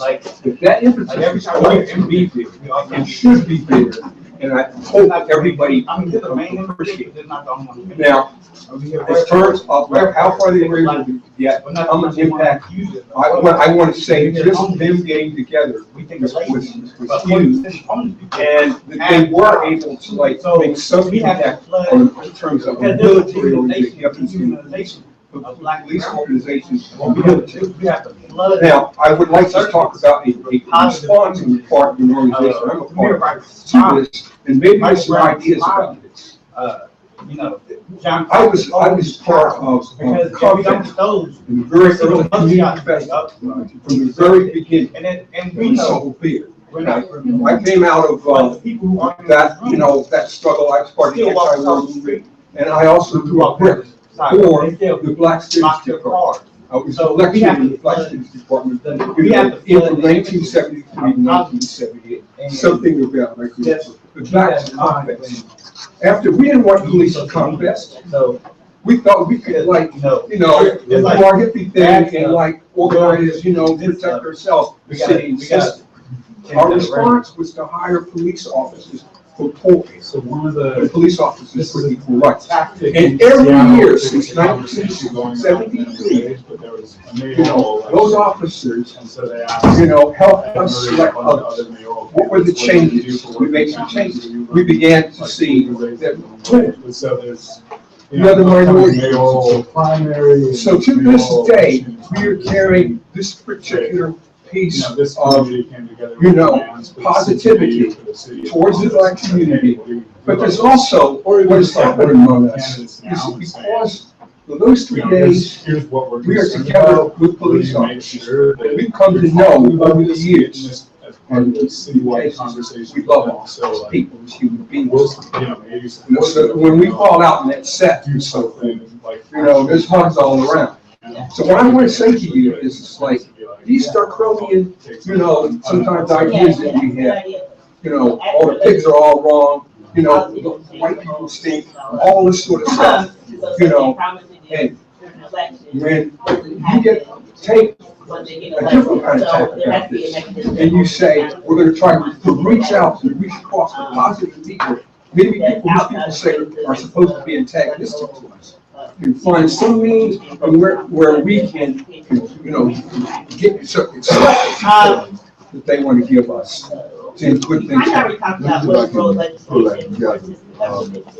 I'm getting from what you said, there needs to be a working relationship between the community and law. I'm saying, yes, exactly. If we can do that. Yeah, and some people take it even further than that. Law enforcement need to live in the community that they. Look at this desire on the part of many people in the Black community to have more on Black police. A desire many people to say, when I talk about community policing, I'm thinking about women, and I'm thinking about the special needs and interests of women in the community. I want female, in particular, police officers. You see, so my kind of thinking is, I get my thinking that's about the kind of world I want to live in. The world I want to live in, is going to have, women looking out for other women. Change the way we think. It's going to have white people to show that. Because if we boycott, so how do that hurt them for 3 months? All right. Now, we have several questions. That hurt them. But then nothing's going to change. The next question is, our Black values are going to go back to them. Right. So we have maybe we don't only get a chance to say what our experiences are. So maybe we'll put these two together. So if you haven't had a chance to you can say that, but also talk about how effective once we get the power back to the people, then we'll have power to change the laws. So I think that's what we need to do. We need to stop giving companies Central like Ohio that Walmart or money, who is a huge lobbyist for And another was gun what has rights. been ineffective. And if we don't want our kids to The last was what has been ineffective, restrict gun laws, what has been effective in then we have to other stop giving them locales recently. and then But we can talk about not only actions but things we know about outside of our own. Can those actions be implemented in Ohio? then In we the Ohio have to area, collect the money I think you're and heading. just pull it together. I don't have that experience. As black people, I think In terms of we thought investing Obama in what's been was different. ineffective, and I'm. I look at it and oh wait, I went to see my training. Sexuality. I voted And I think that what can be ineffective, And then, police brutality, so we yeah, look at it he's as like you said, he's no better, he's still taking money the police from are attacking the black lives, lobbyists. people of color, and like And now we're focus about to get that energy neutrality. on the police and not Not recognize how ahead of the SEC. And then nobody how wants it is fish infused carrots. much larger than But we that. still got It's not Mexico just a these giving are us bad, fish these infused are carrots a and branch corn. of So, the state. and These we all know how politicians militarized the police have become is ineffective. listen to who pays the Military to exist donate. against other states. And we know that Being system's used broken. externally to exist So until the against system United gets States. fixed, we're just gonna have to talk about the broken rules. Because people are being perceived So- as threat, but it's larger than just, if you focus on like cheaper police relations. I was just gonna say, We're not along changing those lines, relations with power. what he said about trying to get. Police are one aspect of it, but so is, it's happening because, poverty is being concentrated in ghettos. So there's a lot of food access in the ghettos, there's a lot of education. But then. So I think that for effective resistance, it's not just changing level. how the police, but the relations of power. So I think localized action around specific issue areas. So when something does happen, it gets immediate attention and really gets people that aren't normally very institutional problem. excited about that And, or you know, the individuals raised that enough we to care connect with. with. That we have to kind of ride those waves Most of and them are release good. that momentum, but we have to But, be organized there's enough to be able to respond to things like that. So I have think having power exchange and and they coalitions, institute people bad that are good at it, policies. not come around just And when, you I know, think, we you know, have the something big bottom-up going on, but be movement ready is for every definitely potentially big the thing. most And effective really way to focus go. on local action, because local victories and smaller victories build the momentum to show us that this can be done, we can make it happen on a bigger level. And it's not very effective. I mean, the courts are not, you know, not so good. And I think you just have to, you do that, but you also do, you know, do it from every level and build on what you have. But I also think you fight the institutional power. I think the power of the black community has got to be incredible if you can get that organized. I mean, I live in the inner city and I, you know, I ride my bike around the church on every corner. We have somebody right behind you. I was gonna say, so we come to this conclusion that it's institutional, you know, racism that's the problem, but what can we do to dismantle that, right? So what you see, and what can we learn from the civil rights movement, Black Power movements? And we can take from that and kind of use and harness that energy to do, right? So like, there's been a lot of protests, and there was that, you know, there have been a couple marches. But past that, past just visibility, I guess my question is, past just making it aware and just moving past it just being like, oh, we're on the news for, you know, at night. What are things that we can be doing then, right? For saying that going to judges and like, you know, you're saying your husband is, the courts are a joke, right, to go to. So what are other ways that, I guess my question is, how can we try to dismantle that? I don't know if anybody has answers or solutions, but that's my struggle, with what can we do practically past visibility? Well, I think that we have to talk about the fact that it has to be multifactorial. We constantly are going, well, the economics is this important, healthcare is this important, our access to food is this important. When we're talking about is an actual total system of colonization that we still live in, and that is how the entire system has been developed. So everyone has to recognize what I mean, developed, implemented, on a global scale. We're talking about what is happening here, as Dr. Wahanda had brought up, and it's important to continue. What is happening here is happening in Mexico, it's happening in Palestine, it's happening in West Palm, it's happening everywhere. We're not operating in vacuums. You know, this is something that affects all of us. And so in that, it's important to recognize who has what skills doing what, who wants to have what part of this piece that they're going to help maintain, develop, and work in an intersectional way with other organizations. I have an opportunity right now, just give me 1 second. I have an opportunity right now because I'm living half-time here and I'm living half-time in Chicago. So I'm working with several organizations in Chicago, basically because I need to be in a place of learning. So I'm kind of sitting down and shutting up, so I can hear what's going on. And I work with Black Youth Project, and I work with We Charge Genocide, and I work with Chicago, the Chicago Alliance for Racial Repression. So we have groups that are there for people that have been victims, we have groups that are there that are young people that are coming up and saying, we don't want this to happen anymore. We've got groups that are there that are actually advertising in the sense of you are coming to invest. Advertising department at this point, torture crimes.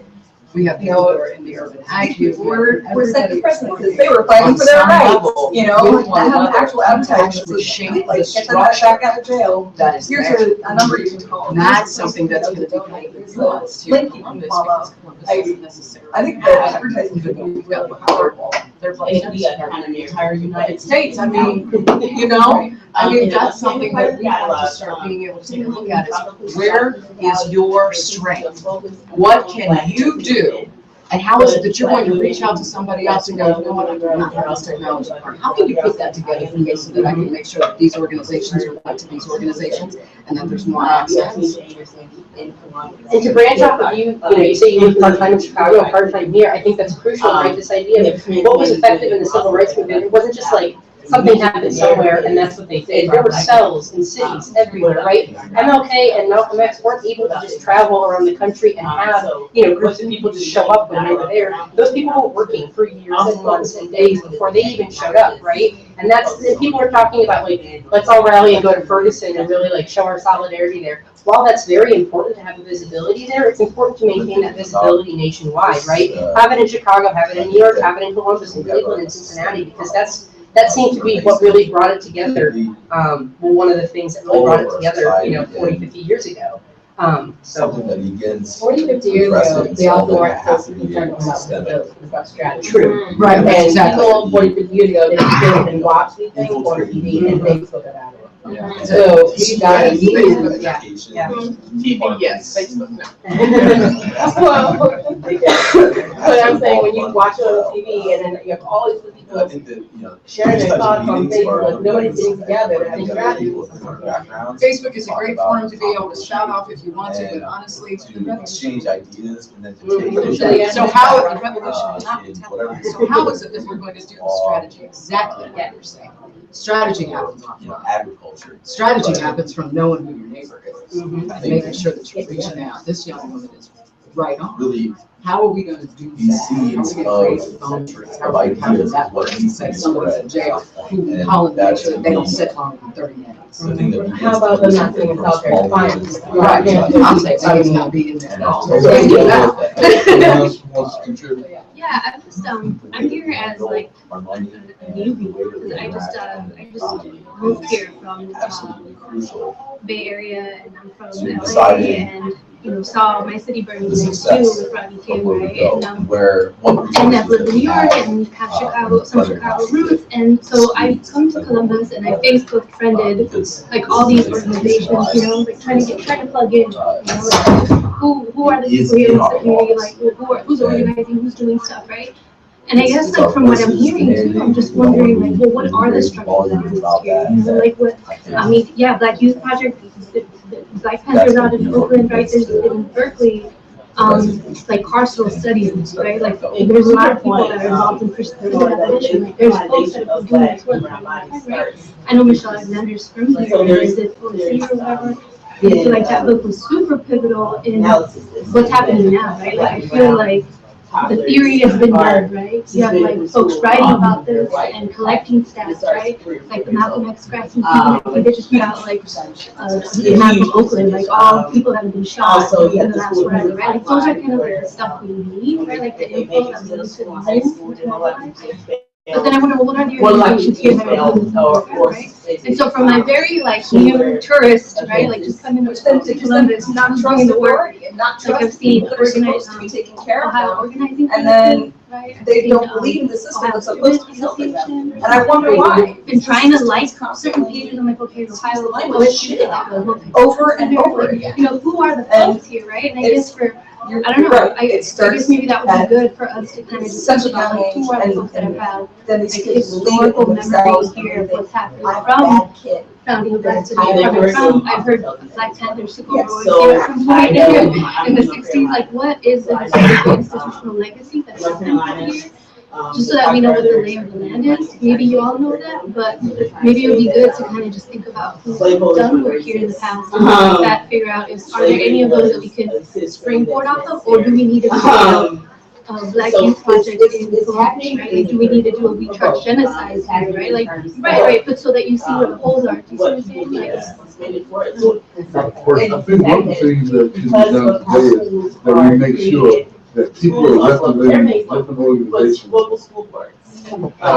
some conversations with each other, exchange, so that we can make these links. And I think this place can be a place where we should come together and strategize.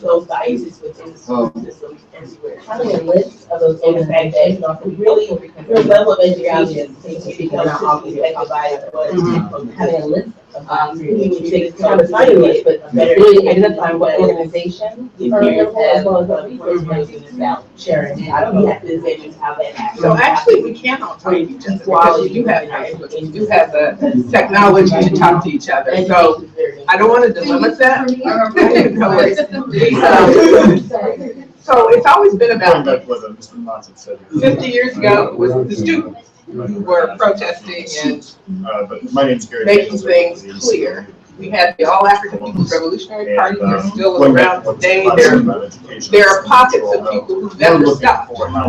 They're still going forward. So I think this idea of exchanging information, bouncing lists, and then developing either a website, a Facebook page, whatever, so we can talk to each other. I will say, as one of the graduate students who helped organize this, that's kind of the goal. We just found a lot of fragmented efforts throughout Columbus in response to this, and that was kind of the inspiration for bringing this together. I can provide, I have a list of organizations of members who are here, people who are interested in getting organized. We do have a couple presidents and people around scattered throughout in other groups. If you want to meet them, I can connect you with them. But yes, definitely. So things don't go south. Yeah. And then the situations, and also what your rights are as an Ohio. Ohio law differs from state to state. Oh, you're good. No, you got a little bit. Okay. We will go out to church basements. Whatever this moment is, wherever you want us to go. I'm nervous because it feels like a special event. Talk to 2 people, And I know talk that to we 200 be people meeting about what your rights are. every single week. We're going to go. We also have a very similar card, rights of protest. We do have electronics, we do have these different ways. Make those available. They don't This do is the any most powerful kind of shelves space. in the office. But I'm nervous We will because it's come like, out and okay, talk we're to about to you get the about holidays, your and then rights we're and gonna be the in the rights J, of you know, it's like, when are we gonna get together Because again? For real, like, is it gonna be next weekend, the week after, the week after? So I hope it's, we're not this kind of energy, is like an actual institution in a space where we can get together, providing our own food, providing our own water, and starting to build something real. Most people don't know anything about this. Whatever, you know, starting to actually take care of our survival, but even on a regular basis. So I hope that we can figure out, like, by the end of this session, whatever, like, when are we gonna meet? I will go out, and this is all free of charge. So Even if we do as an organization. more than one time. I'll go out, and like I Like said, I've 3 done it times. before. Yeah, maybe And I'll everyone talk can you come through how the state legislature. Let me ask if you can tackle Talk one more about question. how it works in the law books and in the textbooks. How it really. Only that, all due respect to Mr. Fox talking about we need legislation to change their juries in Ohio. Not gonna happen. Not the way that this current legislature is constituted. So I can go out and, help with, maybe pull,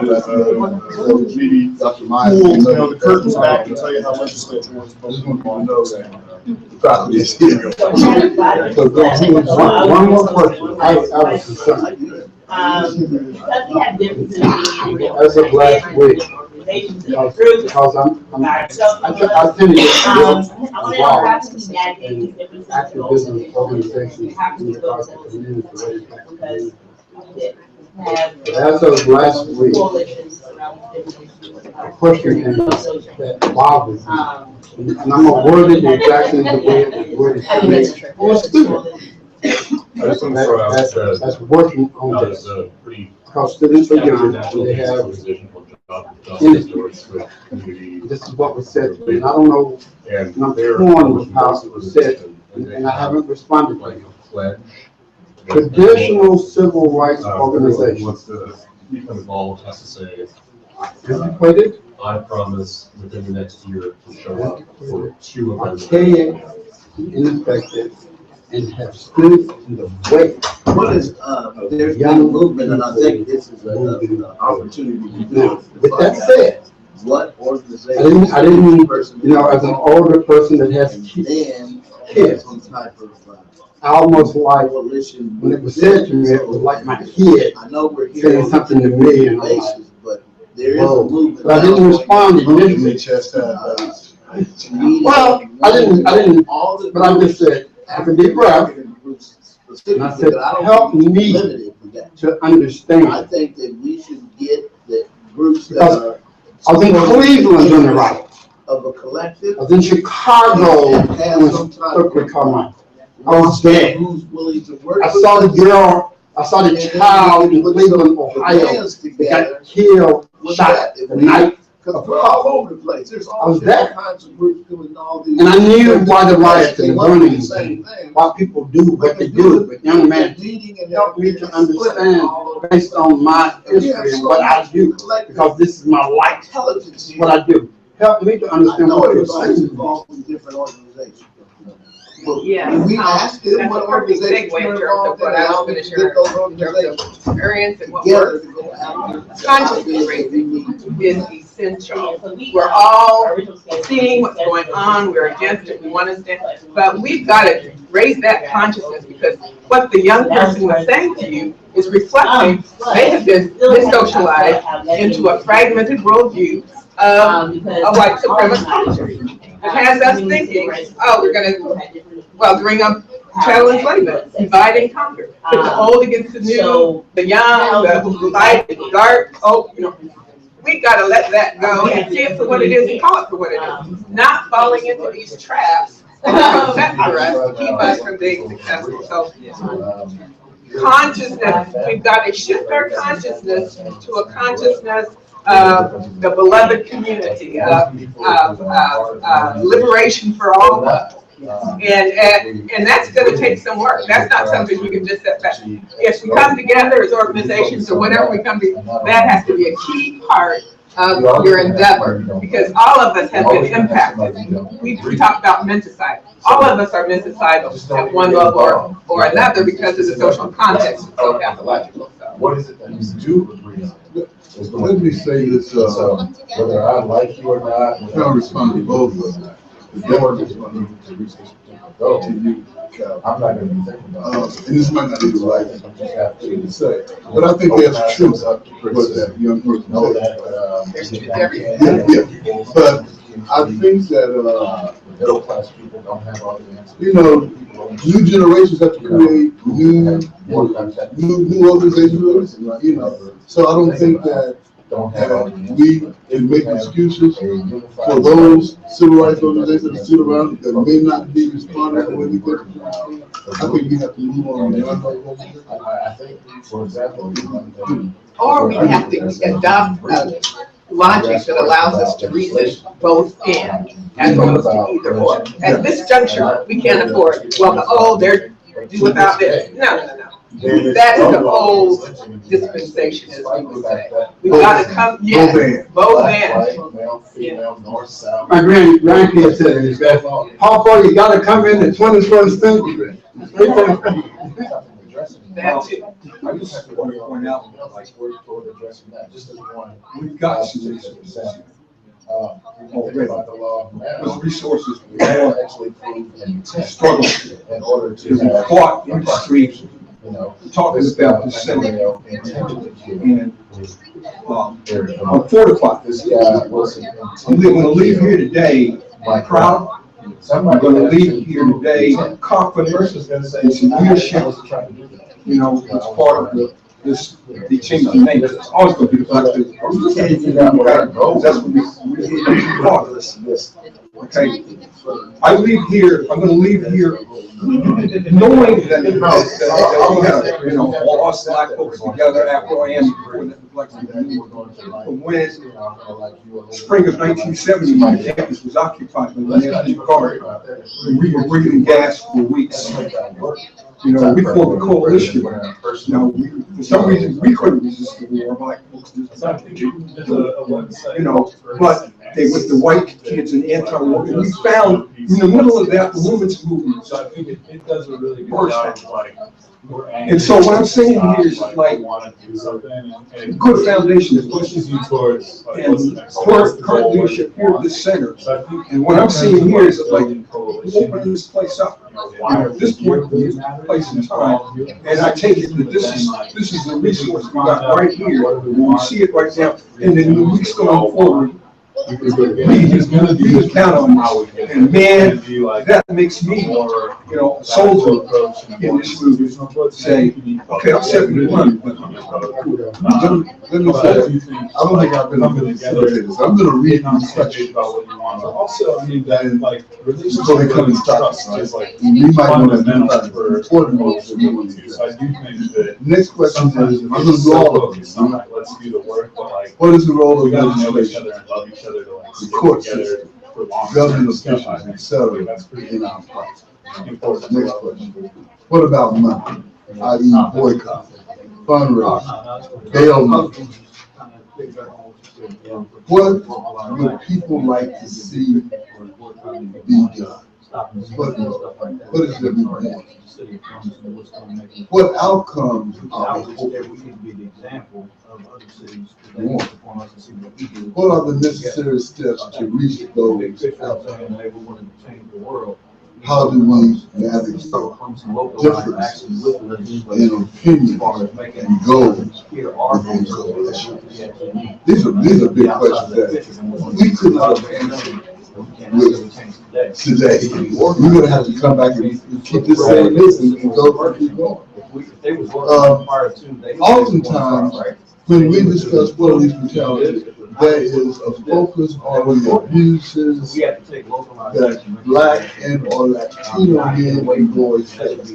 How do we make sure that the police abuses that Black and or Latino women and girls, trans men and women, people with disabilities, etc. face don't get erased? Local outfits and specifically Black owned. What has been your experience with dealing with police? Is there has anyone experienced I police would love to brutality see a list of like you can get these items you would normally buy at Target at this local business. What is your analysis Have on the some police put out brutality show that disproportionately okay, you want to spend dollars to build local economy and support local businesses, this is where you can. Last question. What other questions need to be asked? And that's good. No, it's one of the pieces. The questions came in with a big.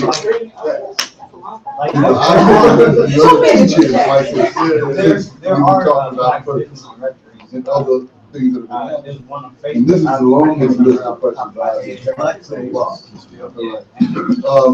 So I hope our group doesn't feel that we did a good job. But I would say that the job is really good. Did you hear anything that you want to address? Man, No, what we've already said, Association after association. Just one thought. You think some of these questions about speaking to what we can do now, we have in the Senate and the House of Representatives nationally, people who have worked against us and continue to pass legislation that is against us. We can write them, we can organize ourselves so we can threaten to remove them from office if they don't shift. I mean, there's a lot we can do when we give a unified voice to what we want and the actions they're taking. I cannot believe this bill the House just passed. So now we're gonna have to pay for the banks. And it's the people who have money. I'll just stop.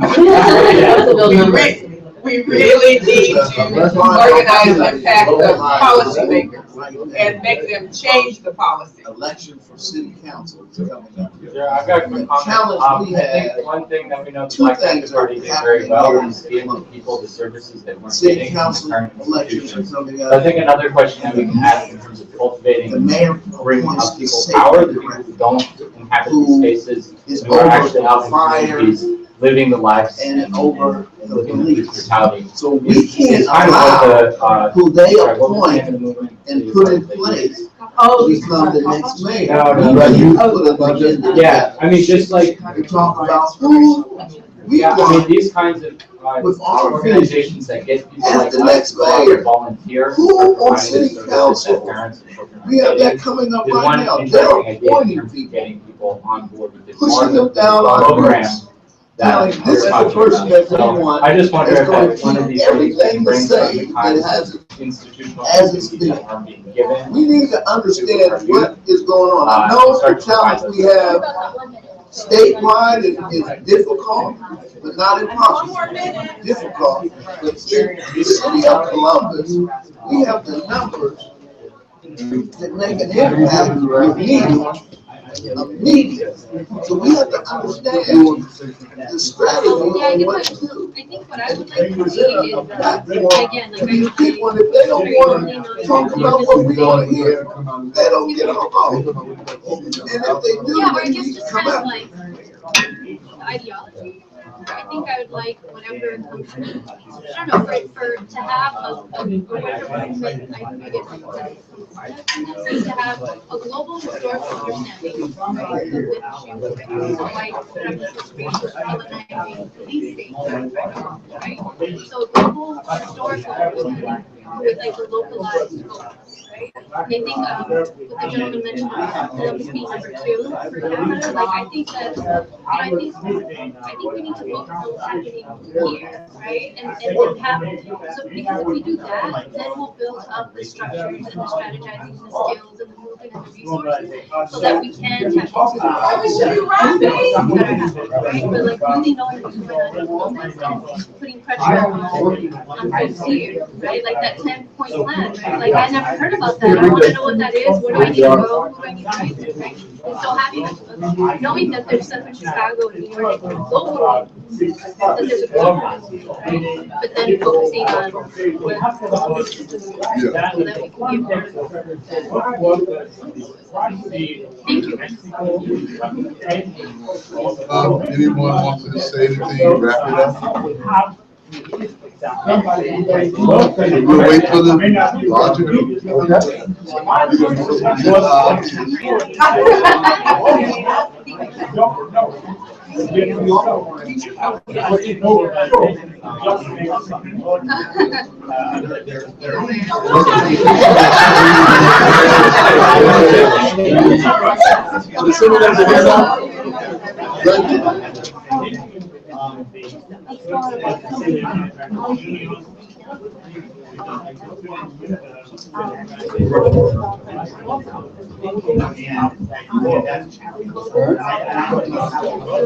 Excuse me, pardon my social graces, but we need to wrap up. You will have an opportunity to talk during the discussion as we come up with effective strategies, but we need everybody to come back together.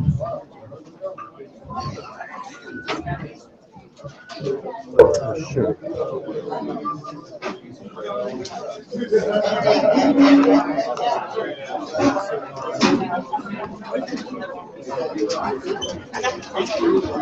Yeah, but Trent, you got it?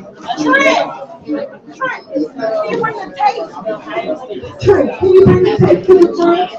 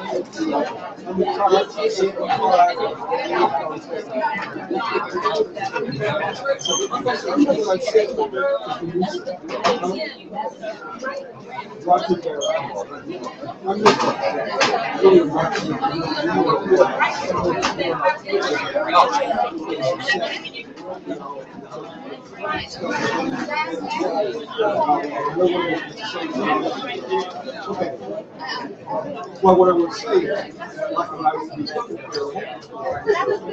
regardless of that, you know, it's just, you know, it's like, I was supposed to say, you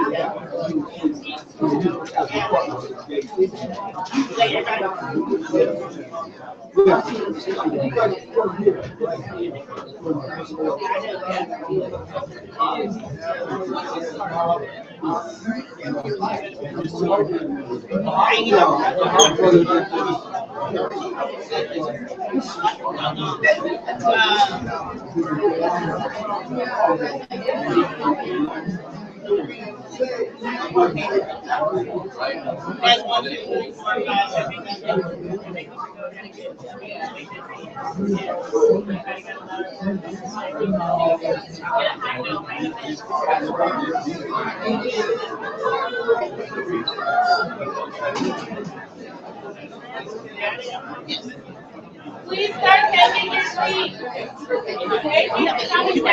Please start your seat. Hello, would anyone take a seat, please?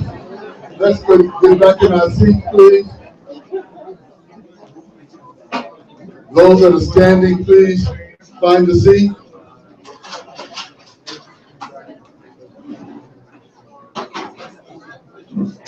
There are some seats up front here.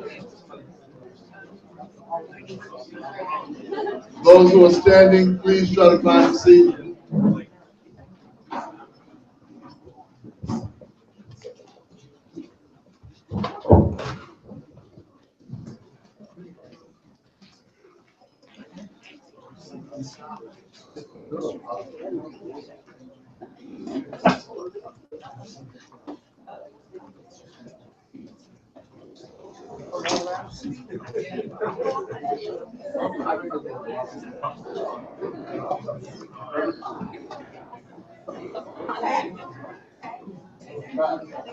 Please come in and take a seat.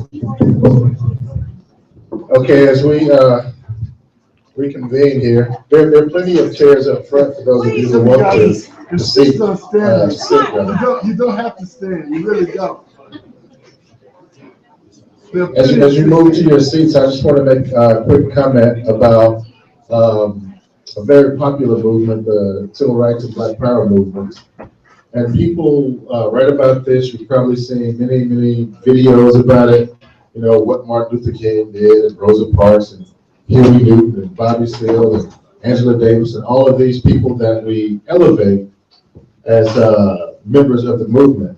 But I just want to say to you that none of these individuals, from King to Angela Davis, would we remember if the people had been doing what they were doing. Angela Davis did very little compared to what poor people did.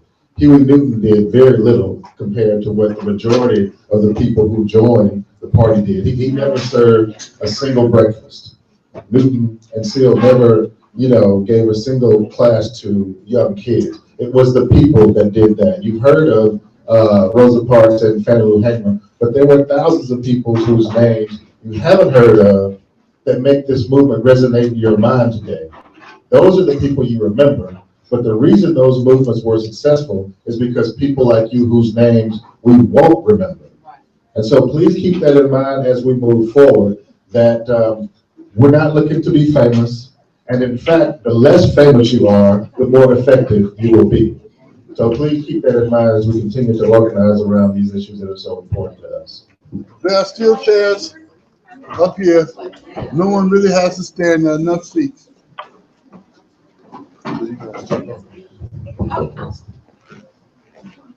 Okay, so as we move on to our effective, right, our effective steps towards action, we'll have the first group. Would you like to go first and share what your group came up with?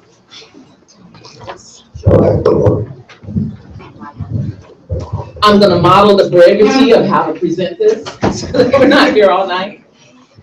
Hi, I'm Sandra Quick. We started recent and past action. We've had in the past here in Columbus economic sanctions and boycotts. The Black church has been vital in the past in bringing to the forefront the issues that are at hand and been effective about working with the establishment in order to make change happen.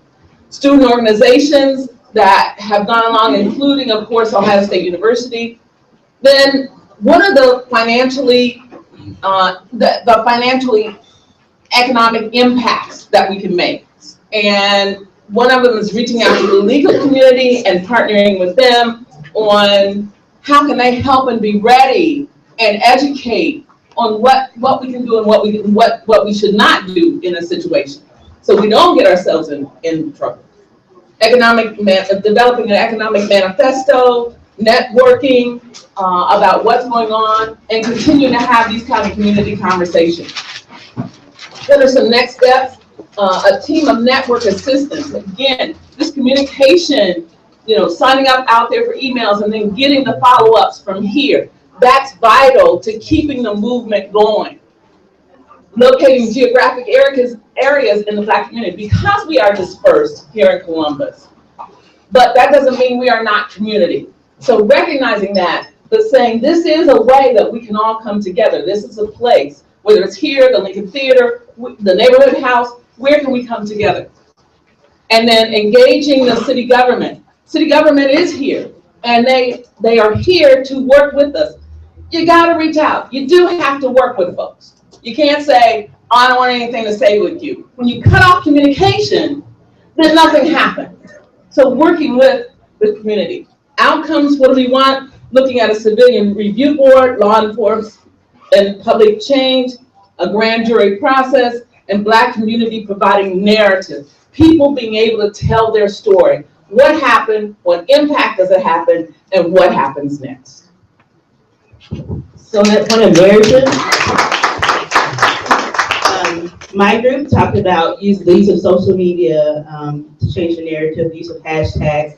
How most of us found out about Ferguson was through social media, Twitter, Vine, Instagram. So the use of that. We talked about affecting schools and what policies are in schools. Talked about the school to prison pipeline, how ever since preschool, Black and brown students are treated more harshly than their white classmates. We talked about curriculum.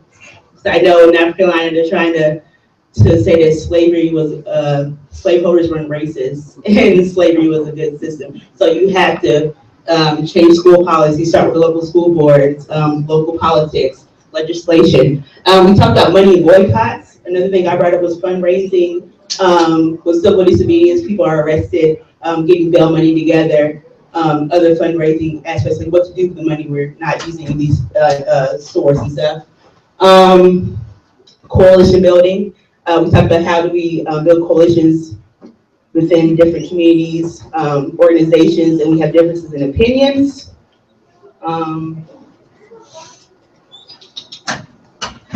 That was about it. And I guess the next. Thank you. So I believe this is ours. I'm going to kind of summarize. Oh, I was wrong. See. So I'm just going to kind of summarize. My group was very passionate about the issue. We believe that there are a lot of problems, and I don't know if we even got through all the questions, but basically we want something to start today, and we want it to be radical. One of the things we talked about was reaching out to people who, it was mentioned that we're very like-minded. Reaching out to people who are not as like-minded as we are is a big thing because we can't do it by ourselves. This is a very systematic problem, and we have to engage more people than are already involved. One of the things we think we do very well is communicating and people knowing what's going on out there. And my group, please feel free to speak up too. Help me here. Which one is ours? The brown one? Okay. What should we do involve youth and the people who are affected? There was a great, someone came over and talked to us about some events that they have going on about ways to involve the youth with, basketball games and things that, they are interested in. They don't want to sit in a room full, and talk. We have to find ways to engage them that keep them involved. February, Black Justice Month, really taking hold of this upcoming Black History Month, really being involved more than ever, really showing a presence and letting people know that we are not going to let up on this issue. We're not going to let it fizzle. We want to see some real change here. And again, with the problem, systematic racial discrimination, and it's larger than police killings. Did I forget anything? Thank you.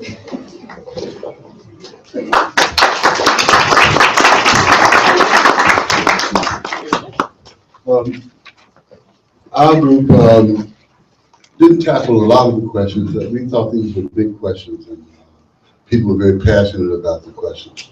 So we did as best we could.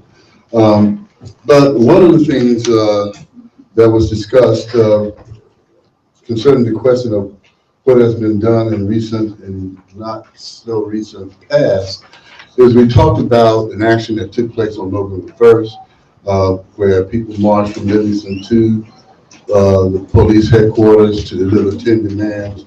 That was followed up again when students and community activists joined forces last week, earlier this week, to deliver those same demands to the headquarters.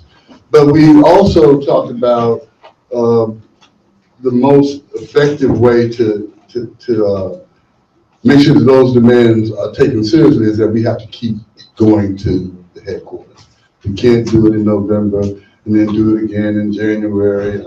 We have to figure out how we can organize ourselves so that every week those demands are going downtown. The other thing, we talked about what has been effective, locally, and in that, let me see, what do we have here? I'm sorry. We talked about years ago, there was an attempt to have cop watch. There was an attempt to have community oversight. And those things never really happened.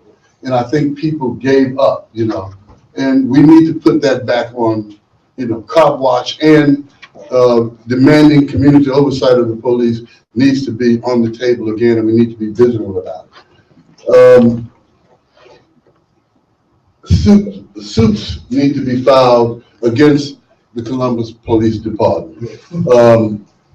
And we talked about a group that we thought was pretty effective when it was around, and that was POOR. James Moss, who was the leader of POOR, was a good friend. And it means that we have to, know who our police officers are, particularly our Black police officers, and see if we can find allies among them. POOR was a group of Black police officers who were allies with the community. They addressed police brutality on a regular basis. They addressed racial profiling on a regular basis. and we need to do that again. We might need to, reach out to our officers, black officers on the force, to see where their heads and hearts are.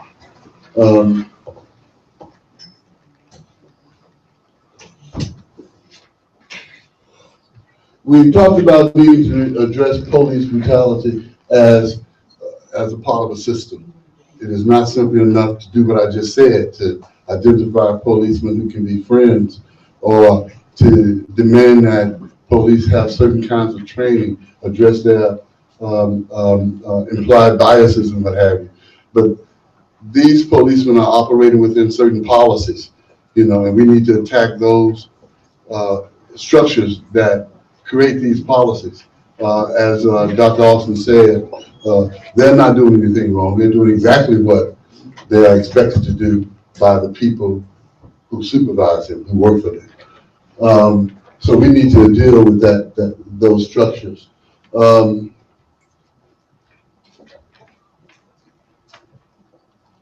We also talked about, and this is what I think this gathering today is about the various groups that are working on this need to be in touch with one another. I said in our group discussion that before we leave here today, anyone who's representing a group needs to come and, introduce themselves and talk about their group. And we need to have, collaborative, exchanges in projects. So I hope that will happen before we leave here today.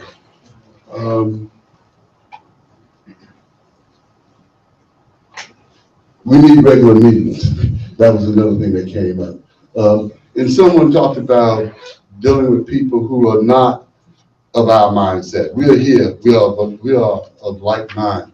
But one of our members, Dr. Myers, talked about conscience raising, and we have to be engaged in that we have to go beyond the people in this room and deal with people who might not be paying attention as much as they should. And sometimes people are struggling, trying to make ends meet.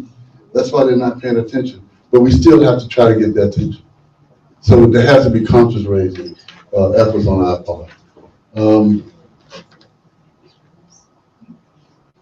We believe there has to be a global understanding of white supremacy. There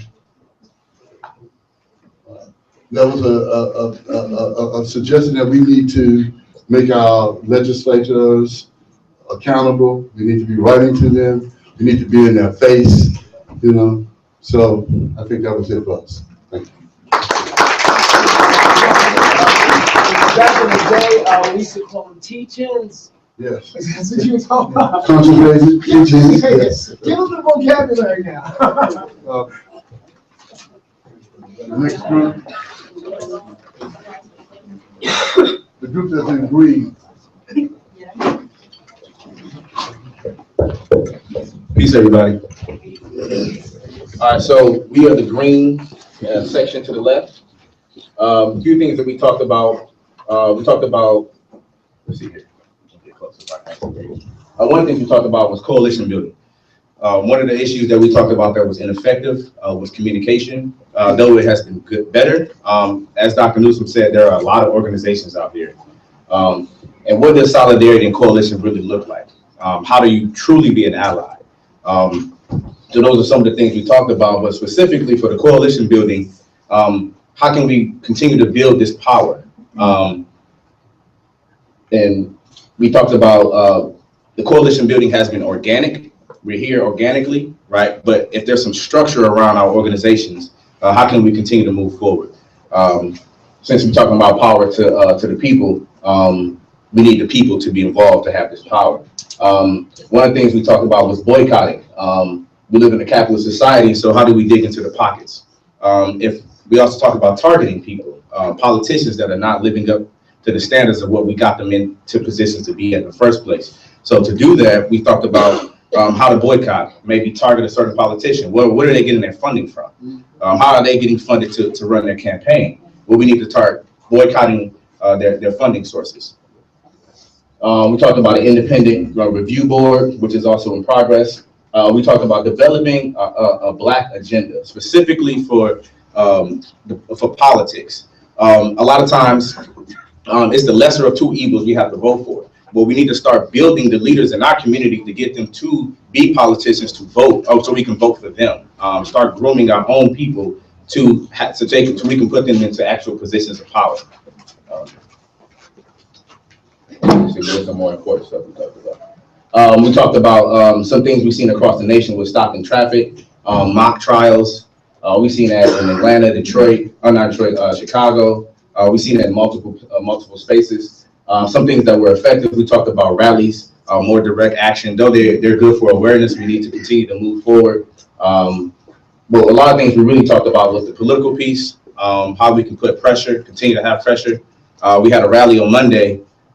We should have had another one today. We needed to have another one in 4 days and another one in 3 days. We got to continue to put the pressure on. Don't let the holidays fool you.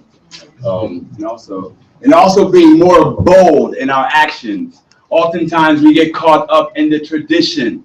Boycotts, what's it look like? We have to be more bold because they are scientific on what they're doing to our bodies and our people. We have to be just as bold as them. And as they said as well, study groups, as Marshall was suggesting, to understand the conditions of us, to understand what we're up against. As Jawanza always tells me, they have been studying for 30, 40 years. The capitalist system knows what they're doing. It works. We have to be just as bold and as bad as them. As we do all these tactics, all these things for solution-based. And as Dial said, find out who's in power, take them out of power, and build independent political institutions for power. Indeed. Indeed.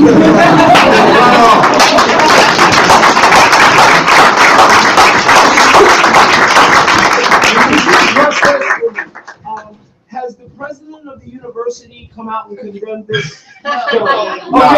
Okay, what we're saying is that pressure you're talking about needs to be put on Dr. Drake and Dr. J, and they need to get a formal declaration from all of the staff at the university condemning those actions. And if Obama, if he doesn't come out, we need to go to the White House and call him a coward. We've already been to the White House. Let's get it correct here. We have already sat at the White House. There have been Dream Defenders, Ohio Student Association, BYP, MAU. They're looking at us as a race issue. Okay? Obama does not care. Go and call him a coward. We have to think about local things and also build globally, because it is not a question of those puppets who are puppets of the economic system. We're not trying to move them. We're trying to take them out. Okay? So let's be clear about our objective. As we build coalition, our objective has to be very clear and scientific if we're going to act, because they are serious and they're killing us one by one with impunity. Okay? It's a serious, we're at war. Jawanza always says we're at war with ideas. It is serious. We were in a conversation with the prosecutor 2 days ago. I've seen racism on the bottom level with police officers, with Klansmen, with NRA. I've never in my life seen a racist pig in a position of power. It was different because he literally said, F you, I don't care, show me a case. We have more intel on social issues than he does. He didn't even know or was even concerned about Tamir Rice or John Crawford or Mike Brown. He literally said to us, I'm not familiar with that case. This is a man in power who gets elected. What we took away from that was that we're going to take him out by any means. Who was that? Ron O'Brien. Who ran unopposed last time. That run somebody against him and bring the movement down to his office, because he's not afraid of anything. Target. So as we target these people, let's study our local politics. Let's also study global politics as we continue this struggle, because it's a continuous struggle for liberation for the people. Let's not get it confused and get it twisted. It's not pretty. It's not a race issue. All right, it's a class inside of a caste system. That's all it is. All power to the people. Power to the people.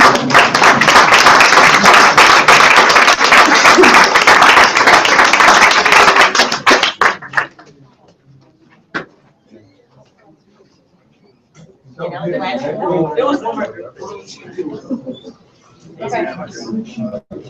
Is there one more group that needed to go, or no?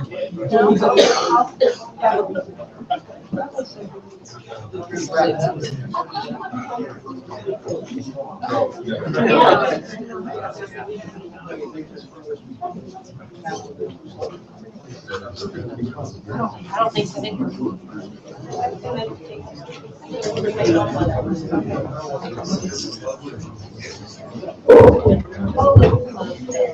All right, so I'm going to briefly describe what my group talked about, but a lot of it has been said already. And I also want to just say before, because I know we'll start wrapping up soon, that now that we have everyone's email address, the organization that they're part of, and names, of course, we will be reaching out. What we're going to do is try and consolidate all of these ideas, and we'll be sending it out on the listserv, and look out for a date in January. It will be a Saturday again in January where we'll come together and then figure out, groups, the action groups, action steps, and things like that. So look out for that. We will have a few organizations that want to come up and speak just about what they're doing and other things that you can get involved in within the next few weeks. But my group discussed some of the important next steps that we feel we need to do. And so one thing was call for a community oversight committee. And that's not, that idea isn't for the police necessarily, but kind of something that we've done today. I think coalition building is a good idea. And so we have all these community groups, we have all these individuals, we have all these students.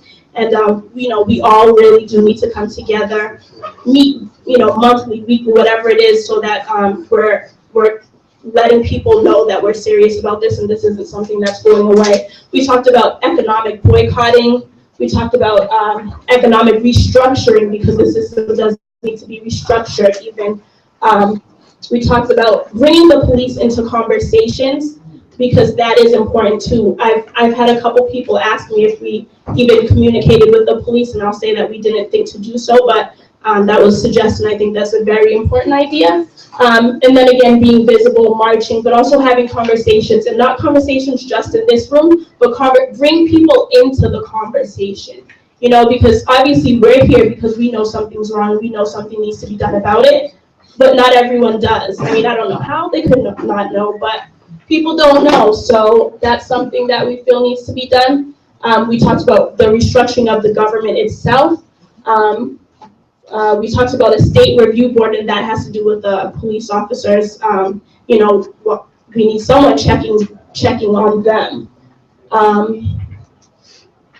And again, a couple of these things have been said already, but we hope to, one thing that was suggested and would be a good idea is to take this, what we're doing here, and make it a national thing. And so I know we have community groups that have chapters in other places, and so if we could get those chapters to start reaching out to the community and make their own coalition there, I think that could be very powerful.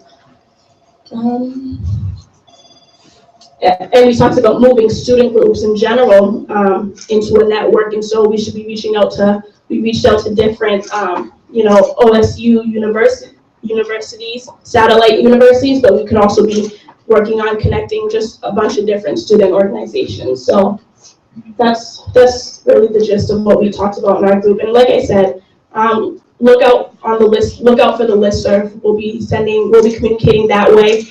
And thank you all for coming in. We do have some community groups that want to come up and speak a little bit about what they're doing.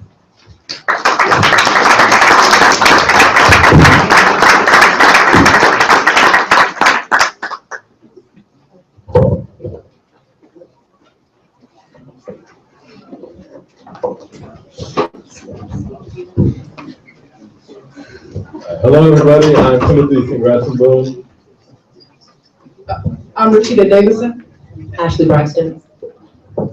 And we are some of the organizers involved with the hashtag #SeaBusToFerguson movement, because we're not a group, we're not an organization, but we are a movement of volunteers within the community. And you may have heard about the march the day after the Darren Wilson verdict. And about 350 to 400 of us marched from Franklin Park to the Office of Internal Affairs for the Columbus, Ohio Division of Police, and we shut down Long Street. and we delivered a list of demands that Rashida will read to you here shortly. And then this past Monday, we got about 700 people. About 300 of us started from the Oval at Ohio State. We marched to Goodell Park. We met up with about 400 more activists. And then all of us marched down in the middle of High Street to the headquarters of Columbus Police. And we're letting them know that we have a list of demands, both national and local, that we want to see within this community.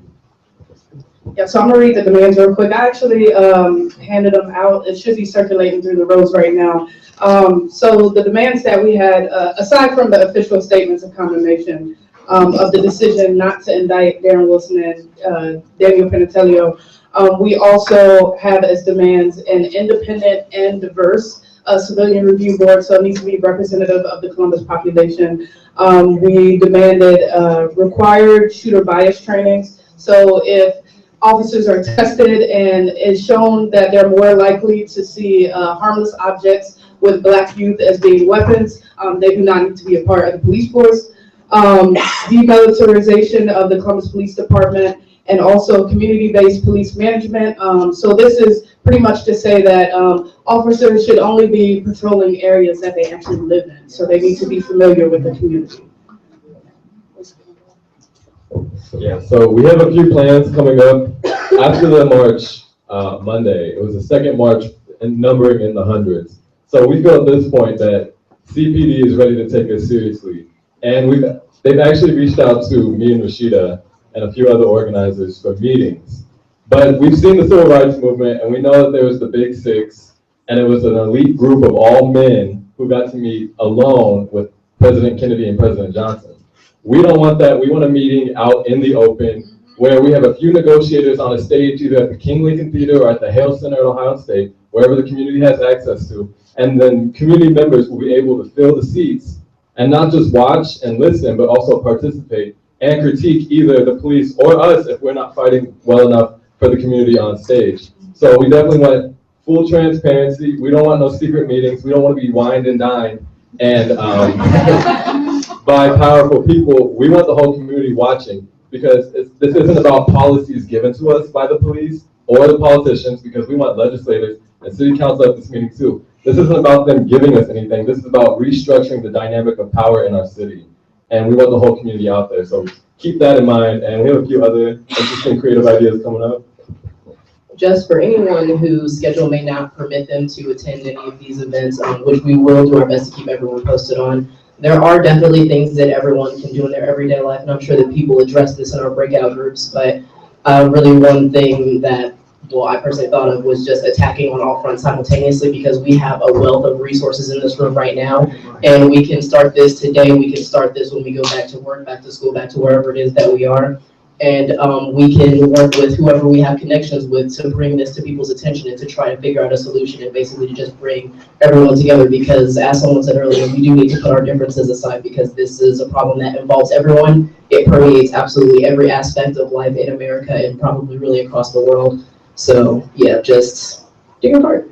And if you would like to stay updated, there's a hashtag at the bottom. It is hashtag CBUS #2 Ferguson. You can also send an email to that exact same thing, cbus2ferguson@gmail.com, and we can keep you updated with everything. Without the hashtag. Yeah, no hashtag in the email. But yeah, and then you can get involved whether you're involved with a group or not. We understand that not everybody here has a group affiliation or group resources, but you can definitely get involved. Yeah, because we don't want people to feel like excluded from the movement because they aren't able to attend group meetings or don't have like a specific position within an organization. And yeah, if you have any ideas for anything, I know we talked about getting the youth involved in leadership positions. If you're an artist and you would like to organize some sort of activism around art, if you would like to be a part of the social media team, medic, attorney, anything, any way you would like to get involved, please, hit us up.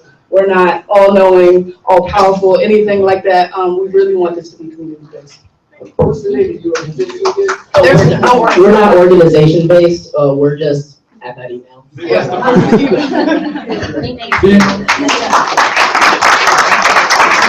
who wants to focus without the hashtag? I just make sure, don't put the hashtag in the Gmail, unless you search it on Twitter. So thank you.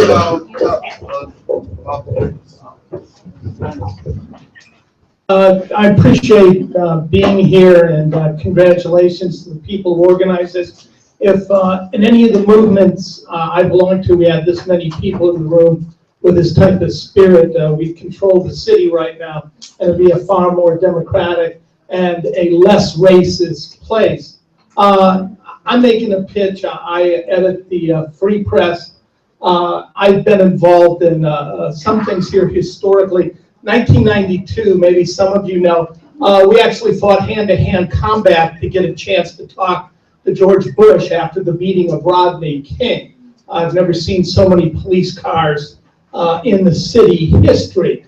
We did make it, but we got close in that case. And also they beat a lethal wall, right? They beat the wrestler at Ohio State for stepping into the street and knocked his teeth out. I was with Anti-Racist Action and Cop Watch. Good groups, both of them. Part of the problem is that they didn't really move enough off campus, but they did a tremendous job. They were beaten, they were harassed for doing nothing but exercising their First Amendment right and videoing the police of Columbus, who would not tolerate that. So I think I'm with the Free Press right now. Any of you who want to write, we're posting every day at freepress.org.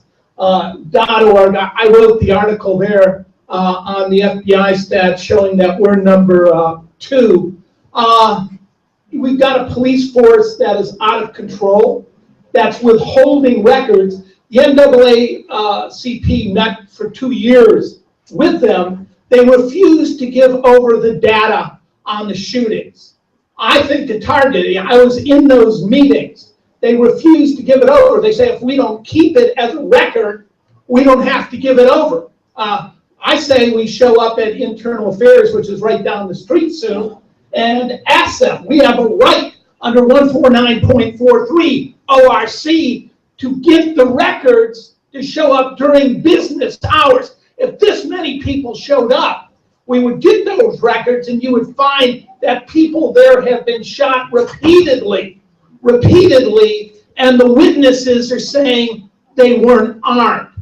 This city is involved in one of the biggest cover-ups for a major city in its police shooting. And we need to get those records, and we need to have an actual audit. There's no accountability whatsoever by the police here, and they know it. And the people in this room, if half of us showed up on one day, I'm willing to do it. I'm an attorney. They beat me enough already. I spent the 1990s being beat by them repeatedly. It's not a problem.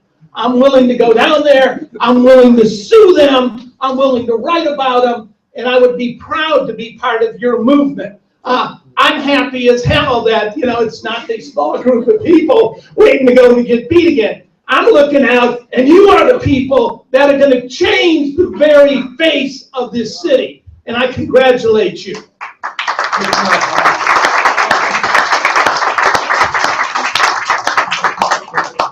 Hello, my name is Tori Jacobs, and all power to the people. Special thanks to the graduate students and professors who organized this. Real quick, I want to take up the time. Talked a lot about starting a citizens review board, and I'm really interested in getting that started. So what I'm looking for is a group of dedicated people looking into getting that started. There's a lot of logistics, a lot of information we've got to comb through to decide how we want to organize this panel to make it most effective, and how we're going to politic with the police and the legislators to get this thing rolling. So if you want to get that started, please talk to me after the meeting so we can get your name and contact and start setting up some meetings so we can actually have a concrete plan of how we want to establish this review board. Then we can bring it to the other organizations and get rolling. Thank you.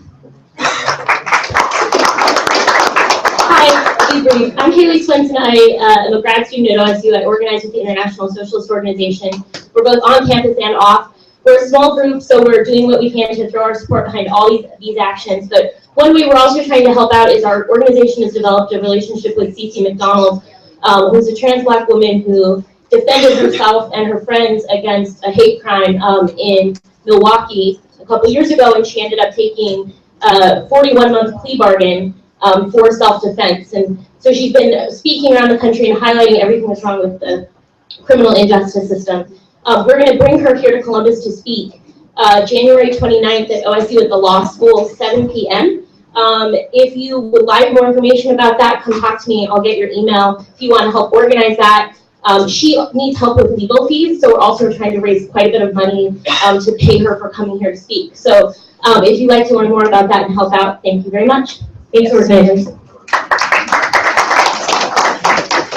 right, so I think we're wrapping up here now. I just want to thank you all for coming out. And one thing that I do want to ask is that you guys don't let this movement die down.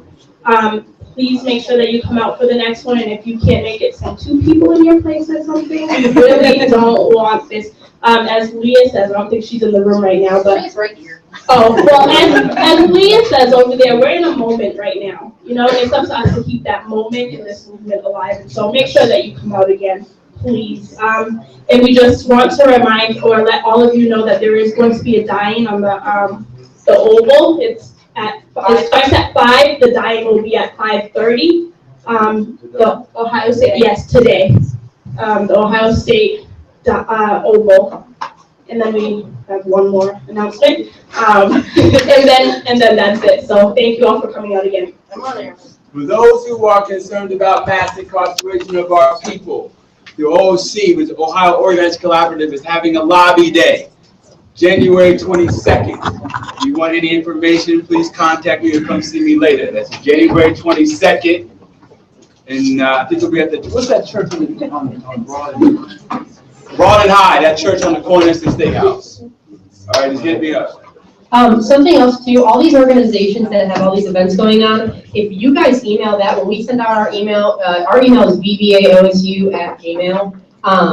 If you guys send that information to us, we can make sure to include all that, like all the things you guys were talking about, we can include all of that in the emails that we send out to all the email addresses we got this afternoon.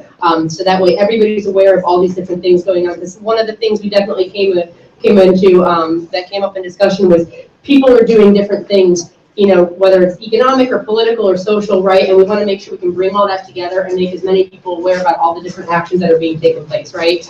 So if you have any events, anything going on, email us at vbaosu@gmail.com and we will make sure to send that out to everybody. Anybody else? Okay. No. Thank you all so much. Thank you. Also, experiencing like the sole organizer, we were just her like little elves helping her out. But this was her vision and all of her hard work. So her final.